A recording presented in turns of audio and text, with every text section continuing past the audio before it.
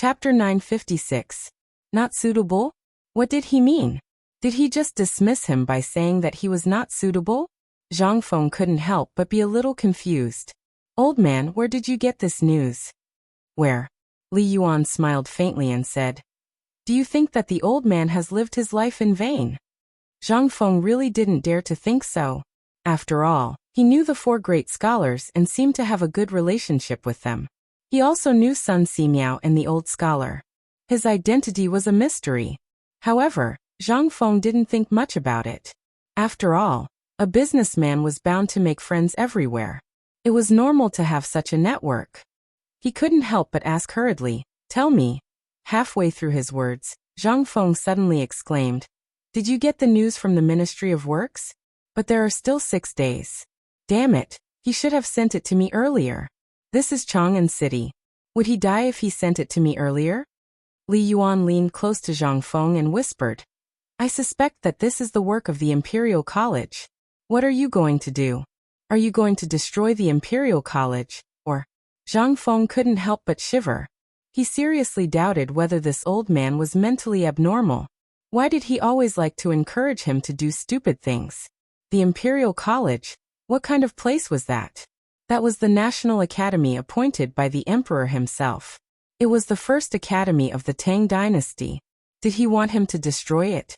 Zhang Feng wanted to, but was it possible? Zhang Feng stared at Li Yuan speechlessly. Li Yuan was a little embarrassed. Why are you staring at me? Zhang Feng stared at Li Yuan and said, I want to see if you are awake. I beg you, don't tell anyone about this kind of thing. Don't tell anyone that you said it to me. Otherwise, I don't want to die. Was it so terrible? Li Yuan sighed. Forget it, forget it. Let's not talk about this.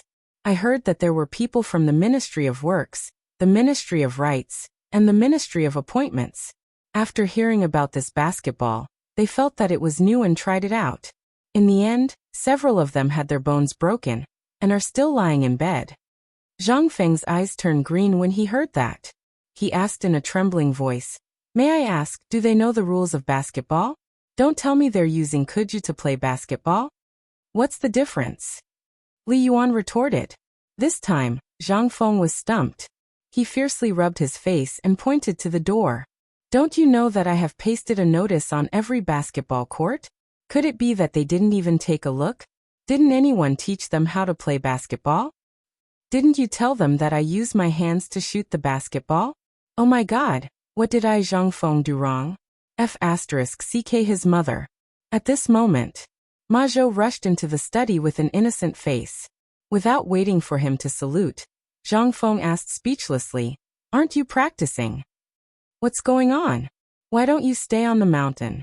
Are you here to be scolded? Okay. Can't we talk nicely? Li Yuan hurriedly persuaded Zhang Feng. Then he looked at Ma Zhou and asked, Tell me what's going on. Ma Zhou was a little confused. What happened to Zhang Feng today? He glanced at Li Yuan timidly, then looked at Zhang Feng and said, It's like this. This morning, before the morning exercise, Chen Tiniu and the others played basketball in front of all the students. As a result, as they played, they started to hit people. In the end, they even hit people. They were seen by Mr. Bosher. Mr. Bosher asked me to call you up the mountain to discuss. The basketball stopped. If this goes on, something will happen. Hearing this, Zhang Feng's blood pressure shot up with a whoosh. Okay. Mother ***, you can't change your bad habit, right? You like to hit people, right? Okay, Lao Tzu is going to get rugby now. Everyone put on a protective suit. I'll let you hit people. Zhang Feng left angrily as he spoke. Mother ***, I can't live anymore. I just got the news that this damn Imperial College is causing trouble. I haven't thought of a solution yet. Mother ***, something happened here.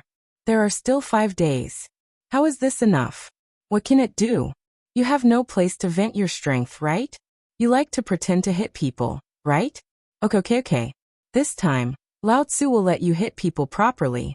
Anyway, although Lao Tzu doesn't know much about rugby, he can still teach you this group of rookies. It's still not too late. Didn't the people from the Ministry of Rights and Ministry of Works say that basketball is bad? Okay, Lao Tzu will let you hit people properly. Zhang Feng left angrily. Only Ma Zhou and Li Yuan were left staring blankly at each other. After a while, Li Yuan cried out in his heart. This grandson probably thought of some evil move again. Li Yuan couldn't help but slap his thigh and say, "Oh no, Ma Zhou, right? Quickly go back to Shaoshan and inform Mr. Bo Sure about this. Leave this to me." As Li Yuan spoke, he hurriedly left the living room. Ma Zhou was also stunned for a few breaths. Only then did he react and run out of the door. After knowing this, the maid who was called by Zhang Feng to prepare the carriage stared blankly at the three people who ran out of the courtyard. She couldn't help but be dumbfounded. "What's going on? The carriage is already prepared. Do you still want it?" Chapter 957. Zhang Feng was really angry about this. If the people from the Ministry of Works and Ministry of Rights were conspiring, then what happened next was not a conspiracy. It was a King failure. They were already bullying him. King failed to live up to his expectations and only knew how to act cool all the time? Zhang Feng was furious. He wished he could just ask Chen Tinyu to get lost. He was bad at everything, but he was the #1 troublemaker. Just like that, Zhang Feng went out of the villa and got into the horse carriage at the entrance. He pointed at Tonghui Lane, and the horse carriage sped away. Jingshu's ability and foresight were still very unique. These servants were all carefully selected by Jingshu in Chang and City. Although Zhang Feng did not know how many of them were bought from human traffickers, at least the sturdy bodies of the gatekeepers at the entrance were quite intimidating. In addition, the coachman was not bad. Although Chang and City was not open for the morning market yet, there were many people on the streets. Most of them were shouting and fighting on the basketball court. For a ball, some people were fighting, some were even cursing. There were people from young to old. Damn it, there was not a single good person. From the bottom of their bones, they were that kind of reckless.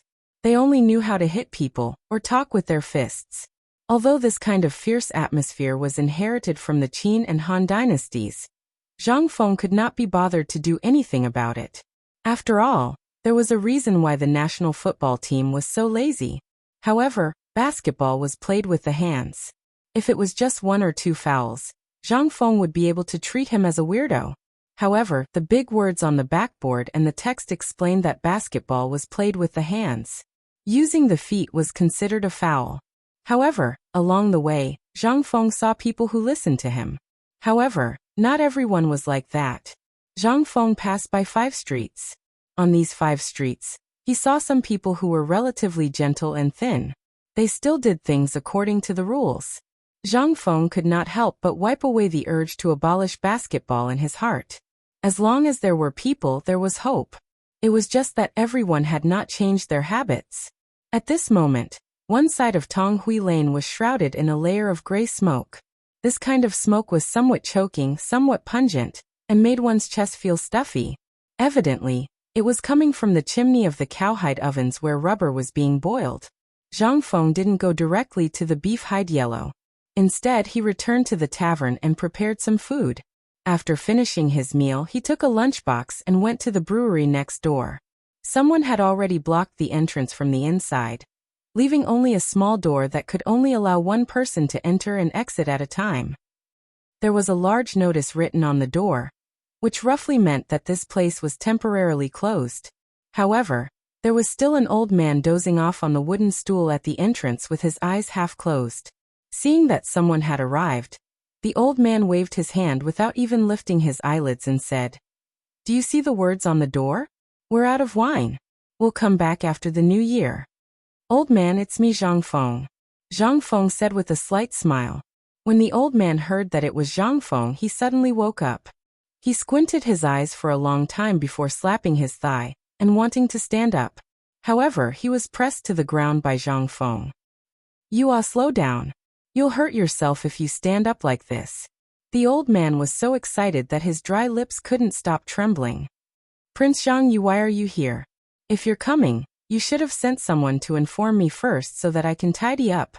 Zhang Feng didn't argue with the old man.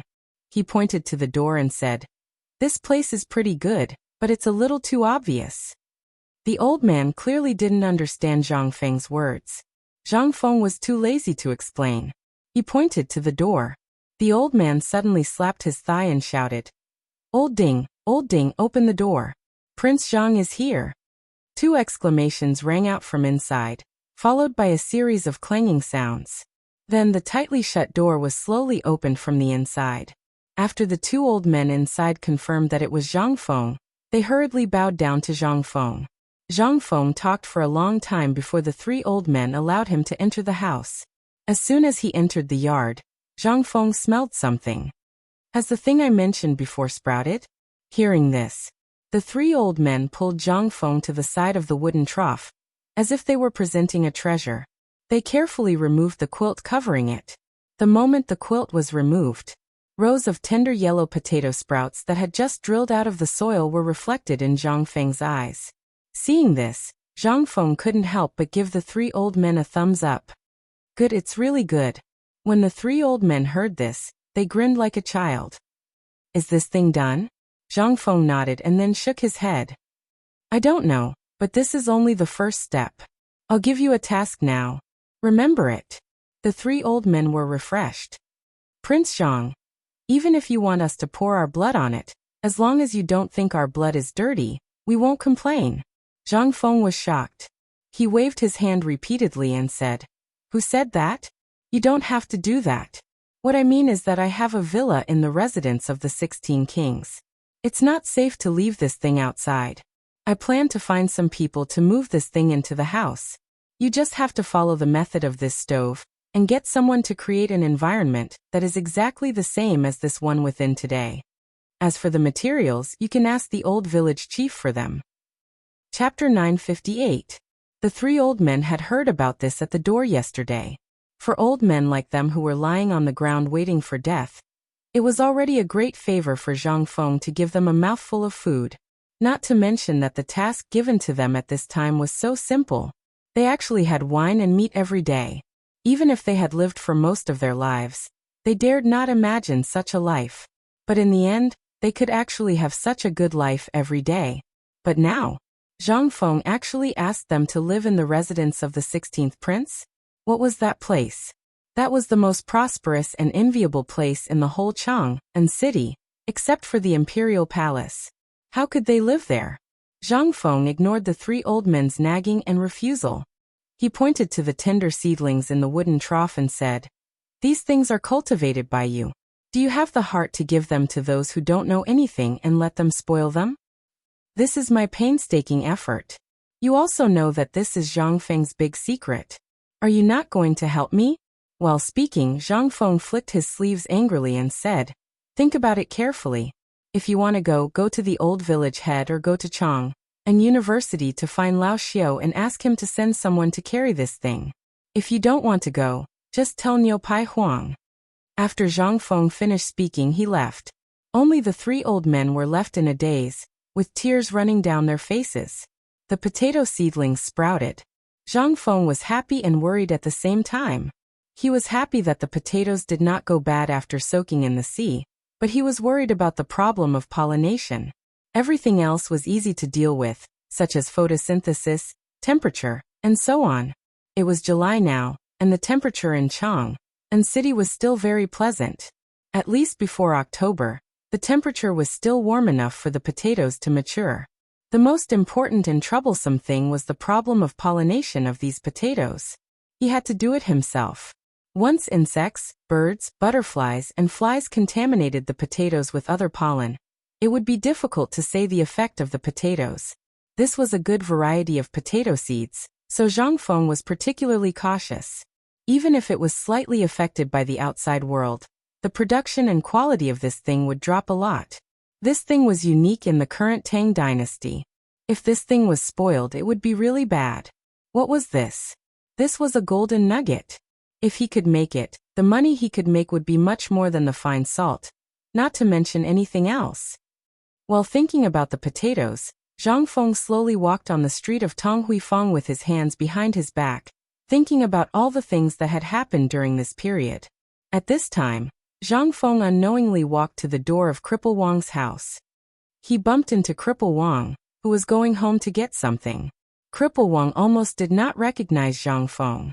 After Zhang Feng walked past, Cripple Wang suddenly remembered that Zhang Feng seemed to be in Tang Huifang.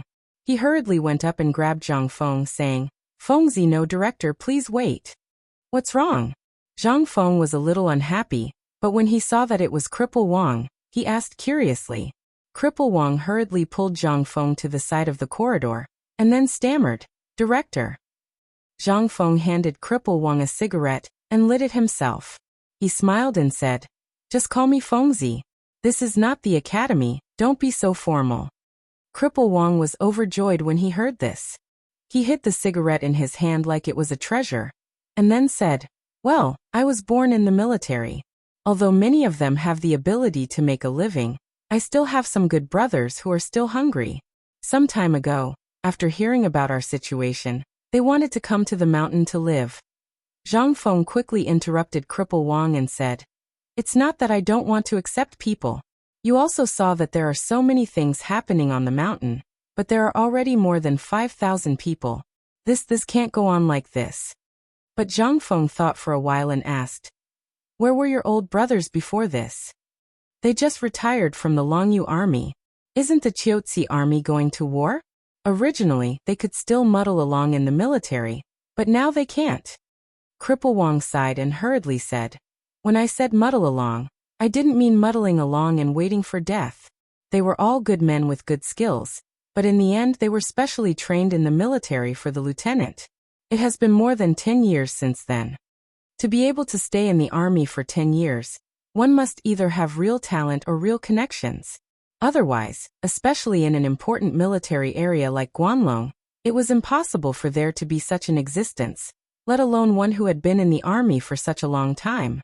Seeing that Zhang Feng did not speak, Cripple Wang asked tentatively, "Yesterday, I heard from the neighbors in Xiao Mountain that Director Qiao has moved into the residence of the 16th Prince? That place is extraordinary. Which mansion doesn't have a private army? So, President Zhang, do you want to guard the courtyard? But don't worry, as long as you give them something to eat, they won't be greedy." Chapter 959. Zhang Feng's eyes lit up. "Are you sure it's free?" Cripple Wang laughed bitterly. "They are a bunch of rough people. Their families are either dead or lost for many years. Do you think they will come to Chang and to seek refuge with me? These old buddies of mine are all very straightforward people. They also came here because of your reputation. They don't have any other abilities, but they can easily beat 10 people. Don't worry, as long as you tell them to beat someone up, they will do it without hesitation. Even if that person is at the end of the earth, they will find him for you." It seemed that these soldiers were not ordinary soldiers. Could it be that Lao Tzu had picked up a treasure? Hearing this, Zhang Feng laughed loudly and said, "Ayaya, what are you saying, old Wang? Do you think I, Zhang Feng, am someone who lacks money? I admire people who are willing to sacrifice their lives for their country. Otherwise, why would I go to Anlufang to look for those old soldiers? As long as I, Zhang Feng, want people, I can get them with a wave of my hand. But I still chose you guys, didn't I?" Zhang Feng was boasting. He did not even need to prepare a draft. Now he just opened his mouth and said it. The reason why he went to Anlufang was because it was cheap. Cripple Wang was well aware of this. But even if his heart was like a mirror, he was still very touched. In this era, these old soldiers were treated like the plague wherever they went. If it were not for Zhang Feng, these old buddies would not have survived the famine, not to mention eating meat and drinking wine leisurely on the mountain. Cripple Wang was so excited that he gave the most respectful military salute. Although his legs were not very convenient and his actions were a little comical, he still felt that it was the best thing he could do. Zhang Feng's face turned serious. He hurriedly helped Cripple Wang up and said, "What are you doing? Don't be like this. Tell me, how many of your buddies are there?" Cripple Wang was overjoyed. Is this a confirmation? Originally, there were around 30 people, but he had to leave a way out for his brothers. He rolled his eyes and said, "For now, there might be around 30 brothers, but the brothers behind may come at any time." Cripple Wang was not good at lying and it took him a long time to finish his sentence. His face was flushed red and he did not dare to look into Zhang Feng's eyes. How could he hide this from Zhang Feng? Zhang Feng patted him on the shoulder and said, "I can take care of these people. After all, My house is big and there are more than 30 people. I can just let them go. As for the people behind them, we can talk about it when they arrive.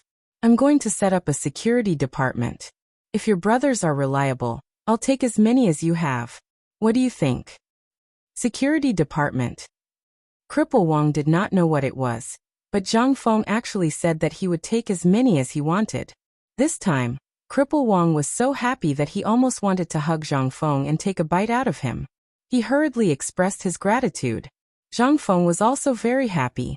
He put his arm around Cripple Wang's shoulder and thought about the future. To Zhang Feng, the arrival of these veterans was like the arrival of divine soldiers from the heavens. He was still unsure of where the danger was and who was targeting him.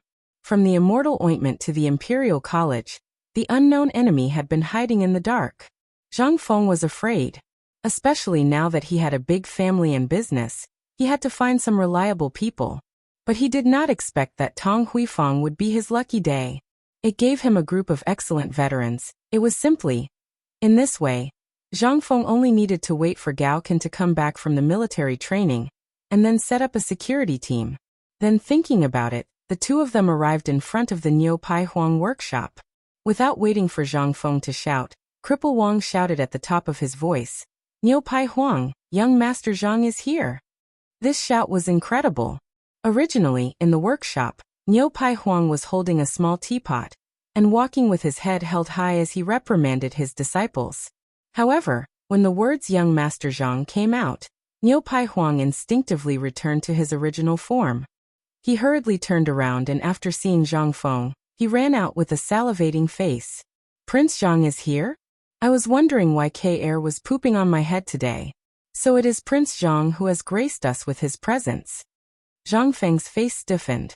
He was too lazy to talk nonsense. He waved his hand and said, Okay. Immediately arrange some people for me. I want to make a new toy." Niu Pai Huang heard this and his eyes lit up. "Prince Zhang, you don't want to make basketball anymore?" "Yes, I still want to make basketball. But this new toy must be made by today." "Forget it, I will tell you. You make it. It will be faster this way." Zhang Feng was too lazy to talk nonsense. He waved his hand and was about to roll up his sleeves when Cripple Wang was stunned. He asked, "Fengzi, then what should I do?" You came at the right time. Immediately weave a basket for me. It will look like an egg with two pointed ends. It will be the same size as a basketball. It will look like a stretched ball." Zhang Feng pointed to a basketball with a leather cover on the table and said. Hearing this, Cripple Wang was overjoyed. He hurriedly rummaged through the workshop and finally found a green bamboo in the stove. He squatted in front of the stove and began to weave the bamboo strips. Zhang Feng also began to draw a blueprint in a hurry. When the blueprint was completed, Zhang Feng handed it to Niu Pai Huang. He said, "This is for you. You must make it for me before tonight. Is that okay?" Niu Pai Huang looked at the blueprint and then looked at the blueprint for Cripple Wang. He gritted his teeth and said, "If you are in a hurry 2 hours, I can make it for you in 2 hours." Chapter 960. At this moment, in Chang'an City, everyone was shocked to find a strange thing.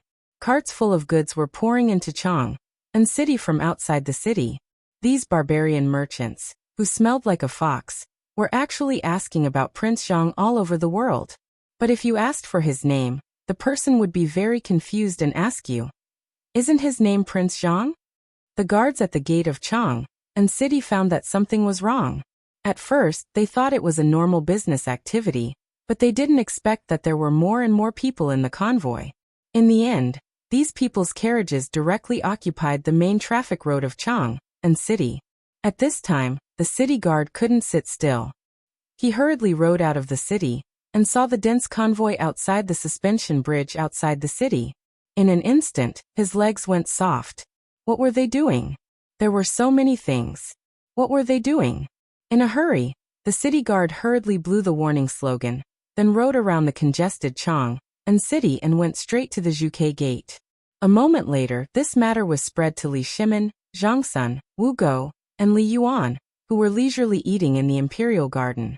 Originally, the three of them were discussing the issue of Yu Qiyuer's departure, but at this time, when they heard such a strange thing, They couldn't help but lose the mood to eat. Li Shimin waved his hand and asked Xiao Gizi to bring the city guard into the imperial garden. He asked, "Tell me what's going on?" The guard at the city gate had never seen such a scene before. Trembling, he said, "Your Majesty, Your Majesty, Your Majesty, 3 hours ago, a merchant came back and reported that there was a large amount of tobacco to be delivered to a man named Young Master Zhang. At that time, I didn't take it seriously. But now 3 hours have passed and the main streets of Chang and have been filled with this group of people. Not only that, but when I went outside the city to take a look, I found that there were more carriages outside the city than inside the city, lining up to enter Chang and city. If all of them come in, then Chang and city. You mean tobacco?" Li Yuan's eyes narrowed as he interrupted the guard and asked. When the guard heard this, he trembled all over and hurriedly knelt on the ground and said, "Replying to Your Majesty, it's tobacco." They said it's tobacco, but this lowly one has checked every cart. All of them are a type of grass with an unpleasant smell. Moreover, they look like withered leaves. This lowly one feels that something is wrong. Who would spend money to buy so many leaves? This is simply an idiot. There's a problem. Li Yuan, Li Shimin, Zhang Sun, and Wu Go looked at each other. After that, Li Shimin waved his hand and said, "You can leave now. I will only send the imperial guards to deal with it. Just don't let those outside the city come in." After the guard left, Li Shimin asked, "Father, could it be that this tobacco leaf is—" Li Shimin pointed to the wooden box with cigarettes on the table. Li Yuan laughed and nodded. "It's this thing, there's no mistake. Previously, I asked this kid. He said that there will be a large number of tobacco leaves coming in a period of time. When the time comes, this cigarette can be mass-produced. This is actually something that I found out through his father-in-law's blessing." While speaking, Li Yuan couldn't help but laugh strangely. Li Shimin, Zhang Sun, and Wu Go also looked at each other and smiled. After that, Li Shimin said, "You all eat first. This son will go and deal with this matter." "Wait." Li Yuan interrupted Li Shimin and said, "This matter, it's better for me to deal with it. That kid is very sneaky. However, this kid lives in my villa. He has to give me some compensation. Otherwise, I will feel unhappy when I think of this matter." Li Shimin was a little speechless when he heard this. However, he still bowed and said, "Then I will have to trouble father. By the way, didn't father just say that Zhang Feng, that kid, left in a huff? Could it be that he is still in the city?" Li Yuan nodded and said, "He received hundreds of thousands of strings of money. Now those bastards from the Ministry of Works and Ministry of Rights have created such a mess. It would be strange if Zhang Feng isn't anxious. However, this is also good. This time he is like a donkey. He won't leave even if we chase him away. Right now he is probably thinking of some new tricks in that rubber factory." Li Shimin's expression became slightly cold when he heard this. "How about I will?" "No." Li Yuan shook his head and said, "This matter, have you found out who did it?" Li Shimin shook his head. Li Yuan asked again, "Then who do you think is the most likely?" "Guanlong?" Li Shimin was certain of this, because everything that had happened before was related to Guanlong, and the Imperial College was basically under the control of the Guanlong 8 great clans. There were also quite a few of their people in the Bureau of Works and Bureau of Officials. At this time, for this matter to happen, it was impossible for them to escape responsibility. Seeing the two people chatting happily, Zhang Sun and Wu Go quietly brought all the palace maids and eunuchs out of the imperial garden. However, Li Shimin and Li Yuan did not notice. While Li Yuan smoked, he shook the wine pot that he extorted from Zhang Feng and said, "You are right. Guanlong's people also think this way. Therefore, I feel that this matter has nothing to do with Guanlong." Li Yuan's gaze turned cold. He looked at Li Shimin and said, "Do you still remember last time when you removed people from the Shandong aristocratic families and even removed them to Longyu?" Li Shimin frowned and said, "Could it be that Father Emperor means that the Shandong aristocratic families have created some trouble again?" Chapter 961. At this time, Zhang Feng was immersed in the design of the rugby ball. This thing was different from a basketball. It didn't need to be very elastic. It was similar to the material of a kuju, but it had to be a little softer. Zhang Feng had seen kuju before. It was simply a bamboo strip wrapped in a thick layer of cowhide. This thing was really useless. The bamboo strip was made 3 times, but each time it was unsatisfactory. With great difficulty, Zhang Feng finalized the bamboo strip and the rugby ball's general situation. Then he plunged his head out of the workshop and breathed in the smell of nature. That feeling was like being reborn. At this time, little Gizi didn't wait for the carriage to stop. He shouted from afar, "Prince Zhang, Prince Zhang." Instantly, a chill ran down his spine. He had a déjà vu feeling like he had once seen a ladyboy throw coquettish glances at him on TV. Zhang Feng resisted the urge to vomit and hurriedly retreated several steps until he leaned against the wall. Zhang Feng was an extremely cultured person. When he saw little Gizi in front of him, he stood up straight and calmly made a posture that looked like he could sprint 100 meters at any time. He asked, "Isn't this Gizi? It's rare to see you come alone." After all, little Gizi was used to seeing all kinds of people around Li Shimin. When he saw Zhang Feng like this, he was a little surprised but still said, "Prince Zhang, what are you talking about? The things I do, even if I add up 8 lifetimes together, are not enough for Prince Zhang." Zhang Feng was too lazy to talk to him. The key point was that he couldn't resist the feminine voice. He asked bluntly, "Did something happen to Lao Li?" If Lao Li hadn't sent him here, Zhang Feng wouldn't have believed that he would come looking for him even if he was beaten to death. Xiao Gizi coughed and looked at Zhang Feng meaningfully, which made Zhang Feng's hair stand on end.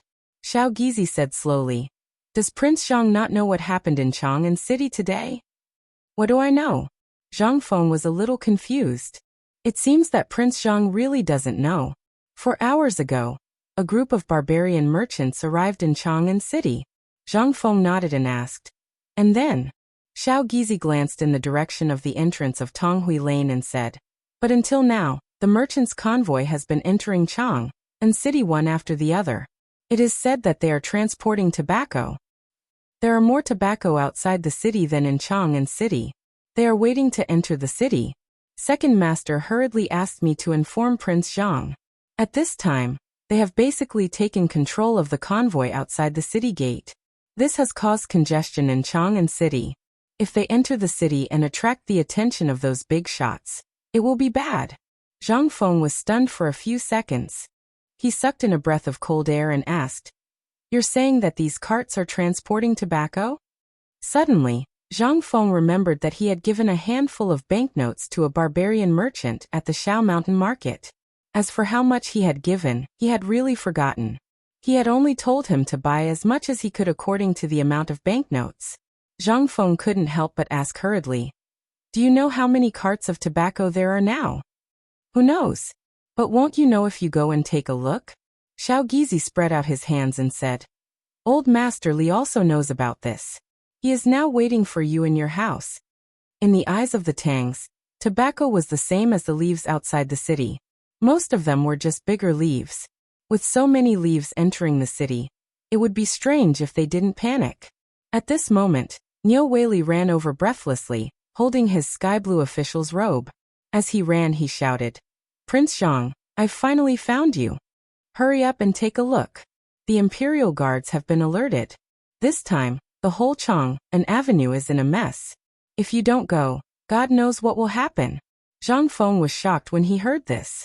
He said, "You won't let them go to Shao Mountain?" Niu Weili became even more anxious when he heard this.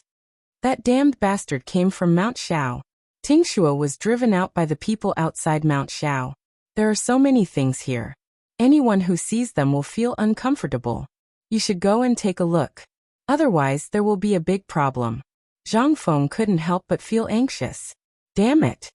He didn't expect that there would be so many tobacco leaves. So many of them. Could it be that those things were really worthless in the return receipt? Were they really as cheap as leaves and grass? Zhang Feng hurriedly followed Niu Weili to Chang'an City while thinking about what to do with so many things. If they were targeted by bad guys, they didn't need to do anything. They only needed to light a match and the whole Chang'an City would be burned to the ground. Zhang Feng really couldn't bear this crime. At this time, at the intersection of Chang'an City and the Vermilion Bird Gate, the Imperial Guards were ready. The long sabers at their waists and the long spears in their hands were all erected. Even the Vermilion Bird Gate was closed. Numerous archers were on the city gate. All of them had Shangshuan arrows and were ready for battle. The leader of the guards was a strong man in golden armor. He stared indifferently at a bearded businessman in front of the carriages and said, "I'll give you 10 minutes to get these damn things out of the city. Otherwise, all your goods and all your people will die today." Chapter 962. Why? We are all honest merchants, and these goods belong to your people. The people at the foot of Shao Mountain ordered us to transport all of them to Chang'an City. Look, this is the approval from the military officer over there. We didn't dare to delay along the way, because we were afraid that Prince Zhang would be anxious from waiting. That's why we came here. Get ready. Without waiting for him to finish speaking, the golden-armored Jinwu Guard General waved his hand. In an instant, the guards at the city gate and on top of the city gate were all prepared for battle. The onlookers were so scared that they retreated one after another. The merchant who had returned the message was also a little scared. At this moment, a palanquin slowly came out of the gate. A cold voice shouted, "Stop! What are you doing? Hurry up and stop, old man." When the Jinwu Guard General heard this voice, he frowned slightly. However, he still waved his hand. Only then did the guards at the city gate release their bows and arrows. Wei Zheng rushed over as soon as he heard about this. Fortunately, he came in time. Otherwise, all of them would have been finished. Wei Zheng stuck a fake beard on his face, making his original beard longer. Moreover, there were 2 more grayish-white whiskers below his temples. He checked himself with a bronze mirror. After confirming that there were no mistakes, he walked out of the palanquin. The Jinwu Guard had already known about Wei Zheng's and the others' attire. Although he was a little surprised, he wasn't too shocked. The Jinwu Guard General cupped his fists and said, "Elder Wei, you came at the right time. Look at how improper this is.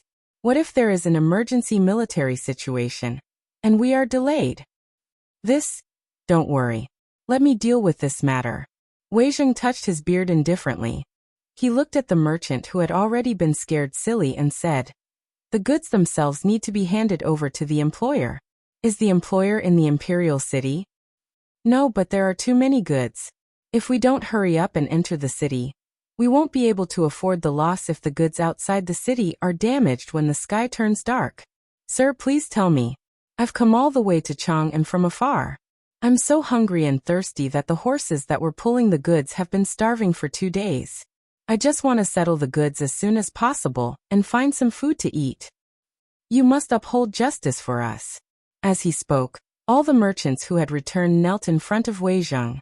Wei Zheng had always been upright and plain-spoken. How could he get used to such a situation? How was the merchant at fault? Needless to say, the tobacco leaf must be the raw material for the cigarettes that Zhang Feng had made. This kid had mentioned it before, so when he heard about the tobacco leaf, he quickly rushed over before anyone else. If someone else were to come, or if the nobles were to get ahead of them, then things were going to be tricky. Wei Zheng frowned and asked, "Why don't we just transport the camels to Mount Baron, instead of coming directly to Chang'an?" When the merchant who had returned heard this, he became even more indignant as he pointed outside the city and said, "Isn't there a Chang'an garrison at the foot of Mount Baron? After seeing so many carriages, they refused to let us in no matter what. They even said that Prince Zhang was in the city and told us to look for him in the city. That's why we came to Chang'an City. Damn you, Qigong. What the hell are you doing? Don't you know that these things belong to Fengzi?" Wei Zheng suppressed his anger and said, "Since you've found me, old man will take over this matter for you. Is the Prince Zhang you're talking about the dean of White Deer College, Zhang Feng?" The merchant who had returned didn't know Zhang Feng's name. He had only heard everyone call him Prince Zhang. When he heard this, he hurriedly nodded his head. Those who were hiding far away also heard their conversation, and couldn't help but be shocked. What? These things belong to the Prince Zhang of White Deer College? Oh my god, no wonder. I was wondering how anyone could collect tree leaves. It turns out that it's him. Ha ha ha, some time ago, I heard that he collected a large number of black and swarthy war beasts from a barbarian merchant. I don't know what he's up to. I've also heard that someone on Shao Mountain is really collecting tree leaves and bamboo leaves. Could it be that Child Zhang and Dean Zhang are the ones who have decided on these things? As the discussion continued, Yi Zichen was stunned. The crowd couldn't help but sigh. You should have said so earlier. There are so many tree leaves outside the city. Why would he travel thousands of miles to collect things from foreign barbarians? Stop. Come on, Prince Zhang. He's a god who descended to the mortal world. How can you speculate about him? If Prince Zhang said that these leaves are useful, then they must be very useful. Don't talk nonsense if you don't understand. While the crowd was discussing, Zhang Feng hurriedly squeezed through the crowd. This scene caused another round of exclamations from the crowd. After all, Zhang Feng was now a very popular person in Chang'an City. The exclamations from the other side instantly gave Wei Zheng and the merchant a glimmer of hope. Zhang Feng clenched his fists and asked the crowd to make way. Then he saw the situation at the city gate and Old Wei who was negotiating. He hurriedly said, "Oh, Old Wei, I'm sorry. If it weren't for you, I don't know how to end things today." Then Zhang Feng took out a bamboo tube and handed it to the guard in golden armor. The guard glanced at it and saw that it was actually that kind of cigarette. He couldn't help but raise his eyebrows. He didn't know whether to accept it or not. Zhang Feng ignored him and said, "Oh, soldier, this is all a misunderstanding. Please calm down. This box of cigarettes is for the brothers to calm down. If you don't have enough, you can go to Tong Huifang Yulai restaurant to get more. That's my business." Chapter 963. Who else could wear the golden armor? Although Zhang Feng didn't mention it, who else could command the guards of the Vermilion Bird Gate other than the Jinwu guards? At this time, this idiot had occupied the entire Vermilion Bird Gate. If he wasn't caught, it would already be a blessing from the gods. Zhang Feng hadn't seen the Jinwu guards, but Zhang Feng's name was like thunder in the palace. The Jinwu guard commander subconsciously put away the cigarette in his hand and said, "Prince Zhang, this is because of your face. If it was someone else, no matter what the goods here are, you should know the rules. Since this idiot doesn't know the rules, this time we will let him go. However, with so many things, what are you going to use them for?" The commander of the Jinwu guards was well aware of what had happened in the palace just now. After receiving this news, the emperor didn't even need to eat. What did this mean? However, the Jinwu guard commander couldn't figure out the use of these things for a long time. In the end, he waved his hand and thanked Zhang Feng before hurriedly returning to the imperial city. After he left, Zhang Feng's mind became active, and the courage of the people present finally grew. When Zhang Feng and Wei Zheng were about to speak, the merchant interrupted the two and said gratefully, "Prince Zhang, it's all thanks to you. If it weren't for you, I would have really caused a disaster. However, these things are really urgent. Originally, these things weren't worth much, but the autumn rain is coming. As the saying goes, autumn rain is as precious as oil. Once I return, I will desperately buy these leaves. I can only tell you that there are less than half of the tobacco leaves here, and there are more. If we don't transport them quickly, they will rot in the ground or be burned into fertilizer by those damn people." Zhang Feng hurriedly interrupted the merchant and said, "I didn't make it clear before. How about this? You take these things to Mount Shao immediately. I'll ask someone to take you there later." Before Zhang Feng finished, Wei Zheng patted Zhang Feng's shoulder and said, "Master Li is waiting for you. Let's wait for a while. It's not urgent to bring so many things to Shao Mountain. We'd better go and discuss a proper way." Why was everyone talking about the old man? This old man was simply everywhere he could earn money. Zhang Feng was furious. However, he still admitted defeat. "Well, wait a minute. Ask your worker to go to a restaurant with the words Chang, an academy on the signboard. I'll pay for the meal. You just need to tell him. How about that?" While speaking, Zhang Feng and Wei Zheng both got into Wei Zheng's sedan and hurriedly left. It was the first time for Zhang Feng to sit in Wei Zheng's sedan. The sedan was very large and spacious. Two people sitting side by side didn't feel crowded at all. In the middle of the sedan, there was a wooden table fixed on the floor of the sedan. There was a bronze mirror on it. At this moment, Zhang Feng's interest was greatly aroused. "Tut tut tut. Old Wei, I didn't expect you to use a mirror." Wei Zheng blushed. He just hurriedly hid the official robe and didn't put away the mirror. However, who was Wei Zheng? He laughed and said, I forgot to put it away when I was growing my beard. Let's not talk about this. Don't tell me these tobacco leaves are the raw material for making cigarettes? Yes, yes. You don't believe me? Zhang Feng spread his hands and pointed to the cigarettes on the table. He said, if you don't believe me, you can smell this and the tobacco leaves. By the way, you seem to have smoked that cigar, right? Wei Zheng was simply stunned.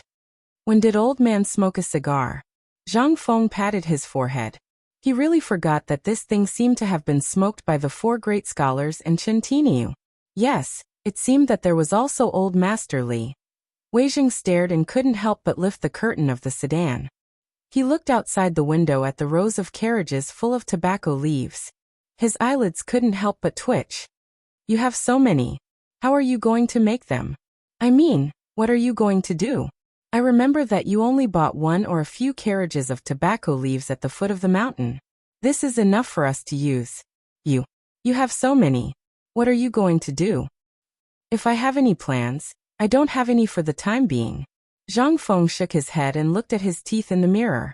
He said, but this thing is probably famous in Chang and city now. Old Wei, what do you think about opening a cigarette factory? Zhang Feng waited for a long time, but Wei Zheng didn't speak. Seeing that Wei Zheng had been staring at him, he smiled and said, I know what you are thinking, Old Wei. Do you know how much I spent to buy these things? Wei Zheng didn't say anything. Zhang Feng sighed and felt speechless. Then he said, I only spent about 100 taels of silver or 10 taels of silver on these things. I can't remember clearly, but I guess a carriage should be worth 10 taels of silver. 100 taels of silver? Wei Zheng was shocked. It was at least 3 miles from Chang and city to the gate of the imperial city, and this was considered a straight road. Even if the carriage covered an area of 10 feet, from here to the gate, and then there were the streets and alleys, and counting the distance of 3 miles. How many carriages would it be if a carriage was worth 10 taels of tobacco leaves? Hundreds of carriages? What about outside the city? Wouldn't it be thousands of carriages? Even if it was 1,000 carriages and 10,000 strings of cash, it was only 10 taels of silver. That was to say, if he calculated correctly, there were more tobacco leaves with the 100 taels of silver. Wei Zheng remembered that the businessman just said there were more tobacco leaves. He couldn't help but be even more shocked. How much did this kid buy? How much did he spend? Zhang Feng smiled and looked at the shocked Wei Zheng. He patted him on the shoulder. Then the dizzy Wei Zheng followed Zhang Feng out of the sedan and entered the villa. As soon as he entered the villa, Zhang Feng saw Li Yuan practicing 5 animal frolics in the courtyard. After seeing Zhang Feng, he waved at him and said, Kid, tell me, what are you going to do about the things outside? Chapter 964. As soon as they entered the living room, Li Yuan also noticed Wei Zheng, who was like a thinker. He ignored him and looked at Zhang Feng and asked, Those tobacco leaves are the main raw material for this thing, right? Li Yuan pointed to the cigarettes on the table and asked. Zhang Feng nodded. Isn't this obvious? You still have to ask? He really wanted to make a sign and hang it in front of his chest. It would say that the tobacco leaves that suddenly appeared in Chang and city are the raw material for cigarettes. To explain this, 1 or 2 people were still okay. Once there were many people and he saw each person, he would be annoyed to death. Li Yuan lit a cigarette and played with it in his hand. I just heard that the person who replied said that there are still a lot of these things. Where are the people who are planning to use them to fertilize the land? Don't you plan to get some seeds and plant them yourself? As for the use of this thing, as long as these people send the goods up the mountain, they will definitely know what it is for. How many more tobacco leaves do you think they will send you later? Zhang Feng said with certainty. You don't have to worry about this. I only spent about 100 taels of silver. Even if it is more, I, Zhang Feng, can still take it out. However, even if they know the use of this thing, so what? In this world, I, Zhang Feng, dare to say that other than me no one wants it. Besides, even if they know the manufacturing method of cigarettes, but he. Zhang Feng smiled slyly and said, You old masterly are also a wily old fox. Don't tell me you don't have this bit of business sense? Li Yuan laughed. He knew what kind of business this was. If he liked it, he only needed to send an edict to the king's tent. Would he dare to not give it? Li Yuan glanced at Zhang Feng and said, "Don't interrupt, kid. Let's talk about this first. Normally, even the cigarettes that we use are stolen. Why did you spend so much capital this time? Do you want to do something big?" Li Yuan was too lazy to beat around the bush. Zhang Feng, this bastard, would definitely drag him into this. This brat definitely knew the purpose of his visit, but it had been so long since he entered the door, and this brat still didn't mention it. He was prepared to beat around the bush. Zhang Feng chuckled and said, "Don't worry, let's talk about what to do with these tobacco leaves first." No. Who are you trying to fool? Do you think I don't know what you're planning? But let me remind you, once this thing goes up Mount Xiao, you might as well throw it away if you want to survive the autumn rain. Zhang Feng rolled his eyes. Even if I throw away Lao Tzu, I won't let you off so easily. But this thing was very expensive. Zhang Feng really couldn't bear to throw it away. Zhang Feng couldn't help but sigh and say, "Then tell me, what do we do with this thing? Even Chang'an City couldn't hold it. If I don't get it to Mount Xiao before tomorrow, His Majesty will send someone to invite me to the prison to be caned." Hearing this, Li Yuan leaned closer to Zhang Feng and said, "You really want to hear my thoughts? You can choose to remain silent." Zhang Feng spread his hands. Obviously, he underestimated Li Yuan's thick skin. Li Yuan smoked and said neither quickly nor slowly, "Chang'an can't hold it, but I know that Erlang's people are preparing to go to Luozhou East Palace right now to carry out repairs. If we can take the opportunity to transfer the goods to them, and let them take it to Luozhou, then it'll be easy to handle. After all, Luozhou is vast and sparsely populated. It's not afraid of having too many things, but it's afraid of having too few things. My Li family's largest warehouse is in Luozhou City. If it really doesn't work, there are hundreds of acres of wasteland. That place is enough for us to toss around. What do you think? Cigarettes are a good thing. As you said, although there aren't many people who can smoke cigarettes in Chang'an City now, the news about cigarettes has long been spread like a miracle. If we sell cigarettes to the people at this time, it's the best time. Moreover, Luozhou is far from Chang'an, and unlike Chang'an where there are spies all over the world." Zhang Feng hurriedly interrupted Li Yuan. He was a little confused. Almost disturbed by Li Yuan, he hurriedly asked, "Old master, I'm afraid of you, okay? Can you just pick the important things to say?" Li Yuan was also a little innocent. Imitating Zhang Feng, he spread his hands and said, "Didn't I learn all this from you? Old master, let's talk nicely. Let's not bicker, okay?" Zhang Feng suppressed the blood in his heart and said with a stiff face, "You want to talk about the expansion of tobacco business, right?" How could he not know what old Master Li wanted to say? This guy almost wanted to trick him again. However, how could Zhang Feng be so easily fooled? Under Zhang Feng's insistence, Li Yuan finally smacked his lips and tactfully stopped talking about this matter. Instead he asked, "How much is the cost of these cigarettes?" Zhang Feng immediately became alert. "Why are you asking this? Isn't it because of this matter you caused that made His Majesty very angry?" At noon, several ministers wanted to enter the palace, but they were forcibly blocked outside by these people.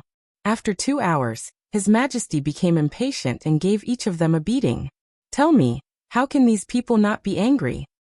At this time, Erlang was wandering around in these people's mansions. Otherwise, why would these people care if you're a viscount, the chancellor of Chang'an University, or even the dean of White Deer College? These people were beaten, they have to get back their face. Do you think you can deal with this group of old foxes? Zhang Feng thought about it carefully. It really was true. The Jinwu guards were all dispatched. Although he didn't know what position the Jinwu guards held, that golden armor, the words that person said, and the things that person did could be seen. Could it be that His Majesty was really angry? Chapter 965. In addition, there was a ban in Chang'an. After pondering for a while, Zhang Feng was really frightened. He hurriedly said, "Old master, tell me, what should we do about this?" Li Yuan was delighted, but he still said calmly, "In fact, it's very simple, but I really don't know where the selling point of this cigarette is. You first tell me, what are you going to do with so many tobacco leaves? Do you still need to ask? Isn't this to make cigarettes? Zhang Feng did not finish his words and hurriedly shut up, but it was too late. Li Yuan had already gotten what he wanted. He smiled and patted Zhang Feng on the shoulder and said, "Yes. You made this thing to sell, so this is business.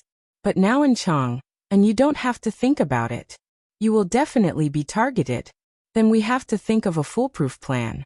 You don't have to think about Shaoshan. It's not safe to set up a tobacco factory there. You said you opened an academy. What will others think if you do so many side businesses? Even if you really want to do side businesses, you have to find a place where no one is. Making a fortune in silence is also the way of the king. Otherwise, if you do it so ostentatiously, it will inevitably arouse the disgust of those ministers. At that time, don't say who you have a good relationship with. Those people want to mess with you. Even the Lord Zhongsun can't wait by your side all day long. Don't you think this makes sense?" Well, Zhang Feng was really stunned. The current situation was unclear, and someone was secretly messing with him.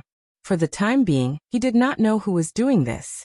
Even if he knew, he could not do anything.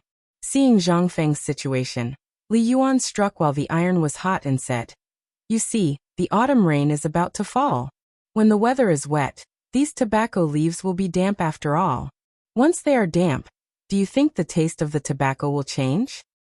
So I think with so many tobacco leaves, with your current manpower, even if you don't eat or sleep to make it, you can't finish it in a year. But there is such a big piece of meat in Chang'an City. Do you want to let it rot and not let these people eat it?" "Stop." Zhang Feng hurriedly shouted to stop. If I let the old man continue, would he ask me to commit suicide to atone for my sins? Zhang Feng speechlessly wiped the cold sweat and saliva off his face. He leaned back quietly and said, "Old master, if you have something to say, we can talk about it properly. If you want to put the tobacco factory in Luozhou, then let it be in Luozhou. You have the final say, okay? As long as we split the profits 50-50, you can do whatever you want with the rest." When Li Yuan heard this, he smacked his lips in satisfaction. He deliberately took out Zhang Feng's flask from his bosom and drank a mouthful of wine in front of Zhang Feng. Zhang Feng gritted his teeth, but there was nothing he could do. After all, he didn't like to use things that had been used by others. At this time, after the matter was finalized, Li Yuan said earnestly, "Boy, don't think that you have suffered a loss. You should know that what I brought down for you is endless trouble. You should prepare for your mid-autumn hunt with peace of mind. That is the big thing. As long as this matter is done, then everything will be fine, you know?" When it came to business, Li Yuan couldn't help but worry. "Boy, do you have confidence in this mid-autumn hunt? If it's really not possible, I'll find some connections for you." This mid-autumn hunt he really couldn't help much. After all, there were some things that he could use the retired emperor, and even Li Shimin could use his connections. But this mid-autumn hunt and this mid-autumn poetry meet, they really couldn't intervene. At most, they could strictly guard against accidents. The key was still to see the strength of this mid-autumn hunt. To put it bluntly, if you didn't have the strength to prove your existence, even if you had more people to help, it would be useless. Zhang Feng waved his hand and said, "No need.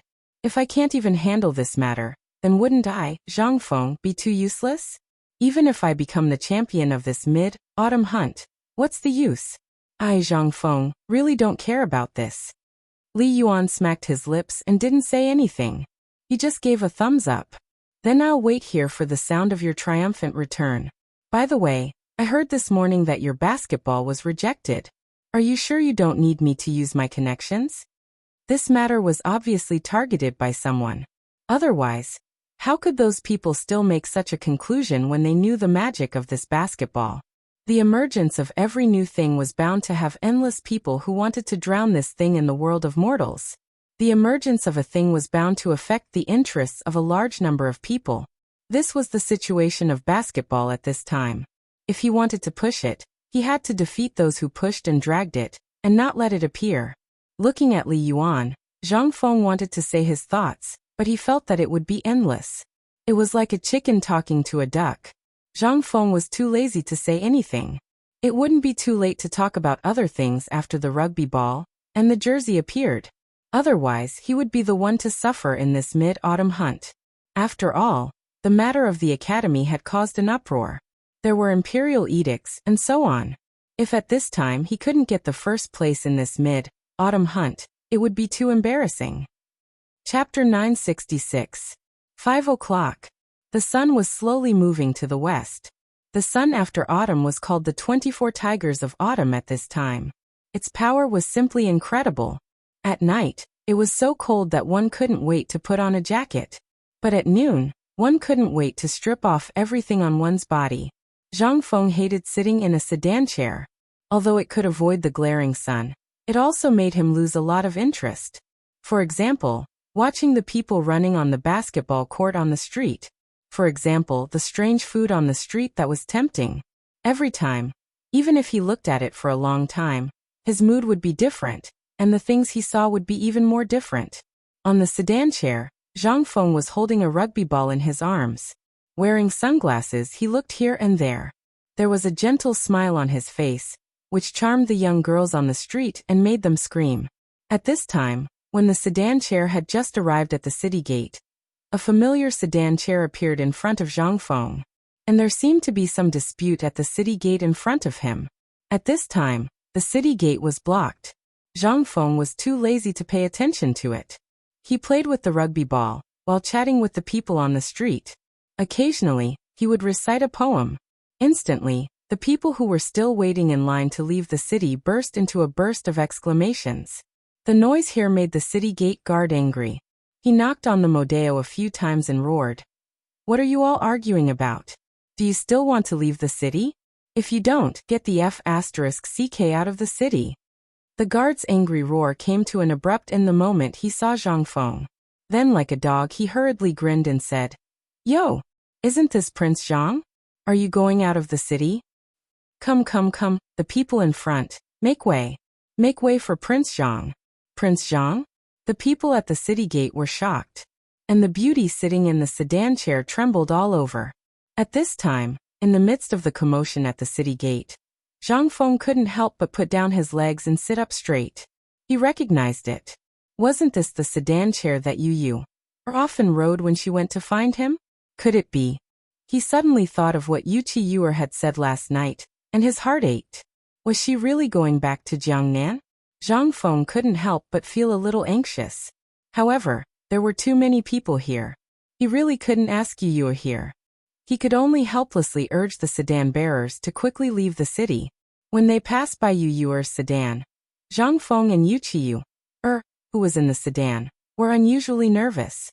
It was as if they had been caught having an affair. But in the end, Zhang Feng was still defeated by reason. He sighed and walked out of the city gate. Once he was out of the city, Zhang Feng looked at the fork in the road and asked, "Which road leads to Jiangnan?" The sedan bearer was stunned when he heard this. His eyes rolled as he said, "If you want to wait for someone, the Wei River is a good place. Why don't I stop there for you? Once you're done, I'll pick you up."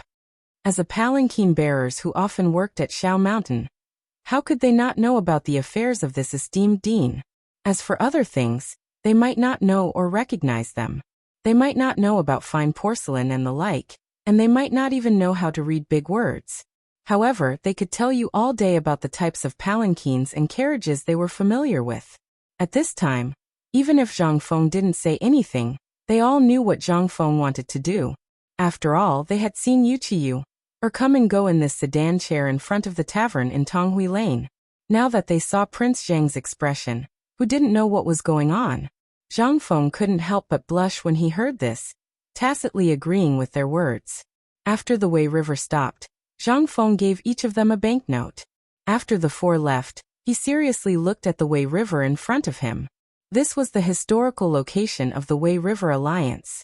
Although more than a year had passed on the wooden bridge that could accommodate 3 carriages side by side, the scars left behind by Hatchet still served as a reminder of the pain and suffering in his heart. The turbid water beneath the bridge was mixed with tree branches that had been washed down from the depths of the Qinling Mountains. At this time, a faint fragrance caused Zhang Feng to turn around. But in the next moment he couldn't help but fall into a daze. Behind him was the silhouette of the Qinling Mountains and Shao Mountain. Yu Qiuer was wearing a pink muslin dress, her beautiful face tinged with sorrow. In his infatuation, Zhang Feng felt as if his heart had been ruthlessly hammered. "You're here?" Zhang Feng asked in a daze. Yu Qiyu, on the other hand, smiled faintly. 2 drops of sparkling and translucent tears fell from her drooping eyes onto the bridge under Zhang Feng's feet. Yu Qiyu held back her tears. When she raised her head, although her eyes were still red, they had long since disappeared. "The wind is so strong today." Yu Qiyu smiled and couldn't stop crying again. Zhang Feng's heart ached. He reached out to hug her, but Yu Qiyu stubbornly took a step back and said with a smile, "Prince Zhang, please conduct yourself with dignity." Zhang Feng smacked his lips and sighed. Yu Qiyu was right. What was he now? Was he her husband? Or what? He was nothing. What right did he have to hug her? Zhang Feng bitterly smiled. Then he withdrew his hand and said, "Can you not go? Old Master Li and the others here are no longer against you. No need. Chang'an isn't suitable for me.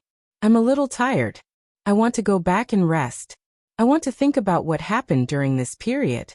When I've thought things through, or when you have a home of your own, you can come and fetch me on a palanquin." Chapter 967. Yu Qiyu still left. Zhang Feng was a little disappointed. He didn't want the first woman of the Tang dynasty to get involved in his affairs. Yu was very smart. She should have known that he had met those nobles and the current crisis.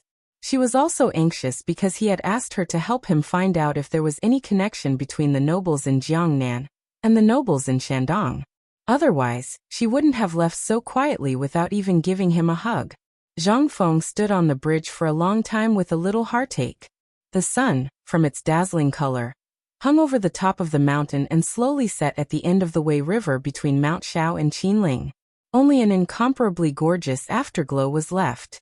"Young Master Zhang, shouldn't we go back?" At this time, the sedan bearer seemed to be impatient, and came forward to ask hesitantly. Zhang Feng sighed and threw the cigarette, but in his hand into the Wei River. Finally, he took a look at Yu Yu, who had disappeared into the boundless fog, and said lightly, "Wait for me. After I destroy the 5 families and 7 kingdoms, after I destroy these big families, I, Zhang Feng, swear to give you the most glorious wedding in the Tang dynasty." While Zhang Feng was murmuring in a low voice, Yu Qigong came over helplessly and stood beside Zhang Feng. After waving his hand to let the sedan bearer leave, he handed a cigarette to Zhang Feng and said, "Let's go. It's getting late." "Do you think it's dangerous for her to go back this time?" Looking at Zhang Feng's back, Yu Qigong wanted to pat him on the shoulder, but this guy couldn't take a beating. He could only sigh and say, "No. After all, my cousin's family has some prestige in Jiangnan. I've found dozens of retired soldiers and sent them to her. You don't have to worry about her safety. Lao Li and the others have already arranged it. But since you don't want her to go, why don't you let her stay?" Zhang Feng smiled bitterly and patted Yu Qigong's shoulder. "Thanks, old Yu." As he slowly walked towards Yu Qigong's sedan, Zhang Feng said calmly, "There are many choices in a person's life. Some people choose to live peacefully, while others choose to protect. Let's go, old Yu. I respect her choice. I also believe that distance is not a problem.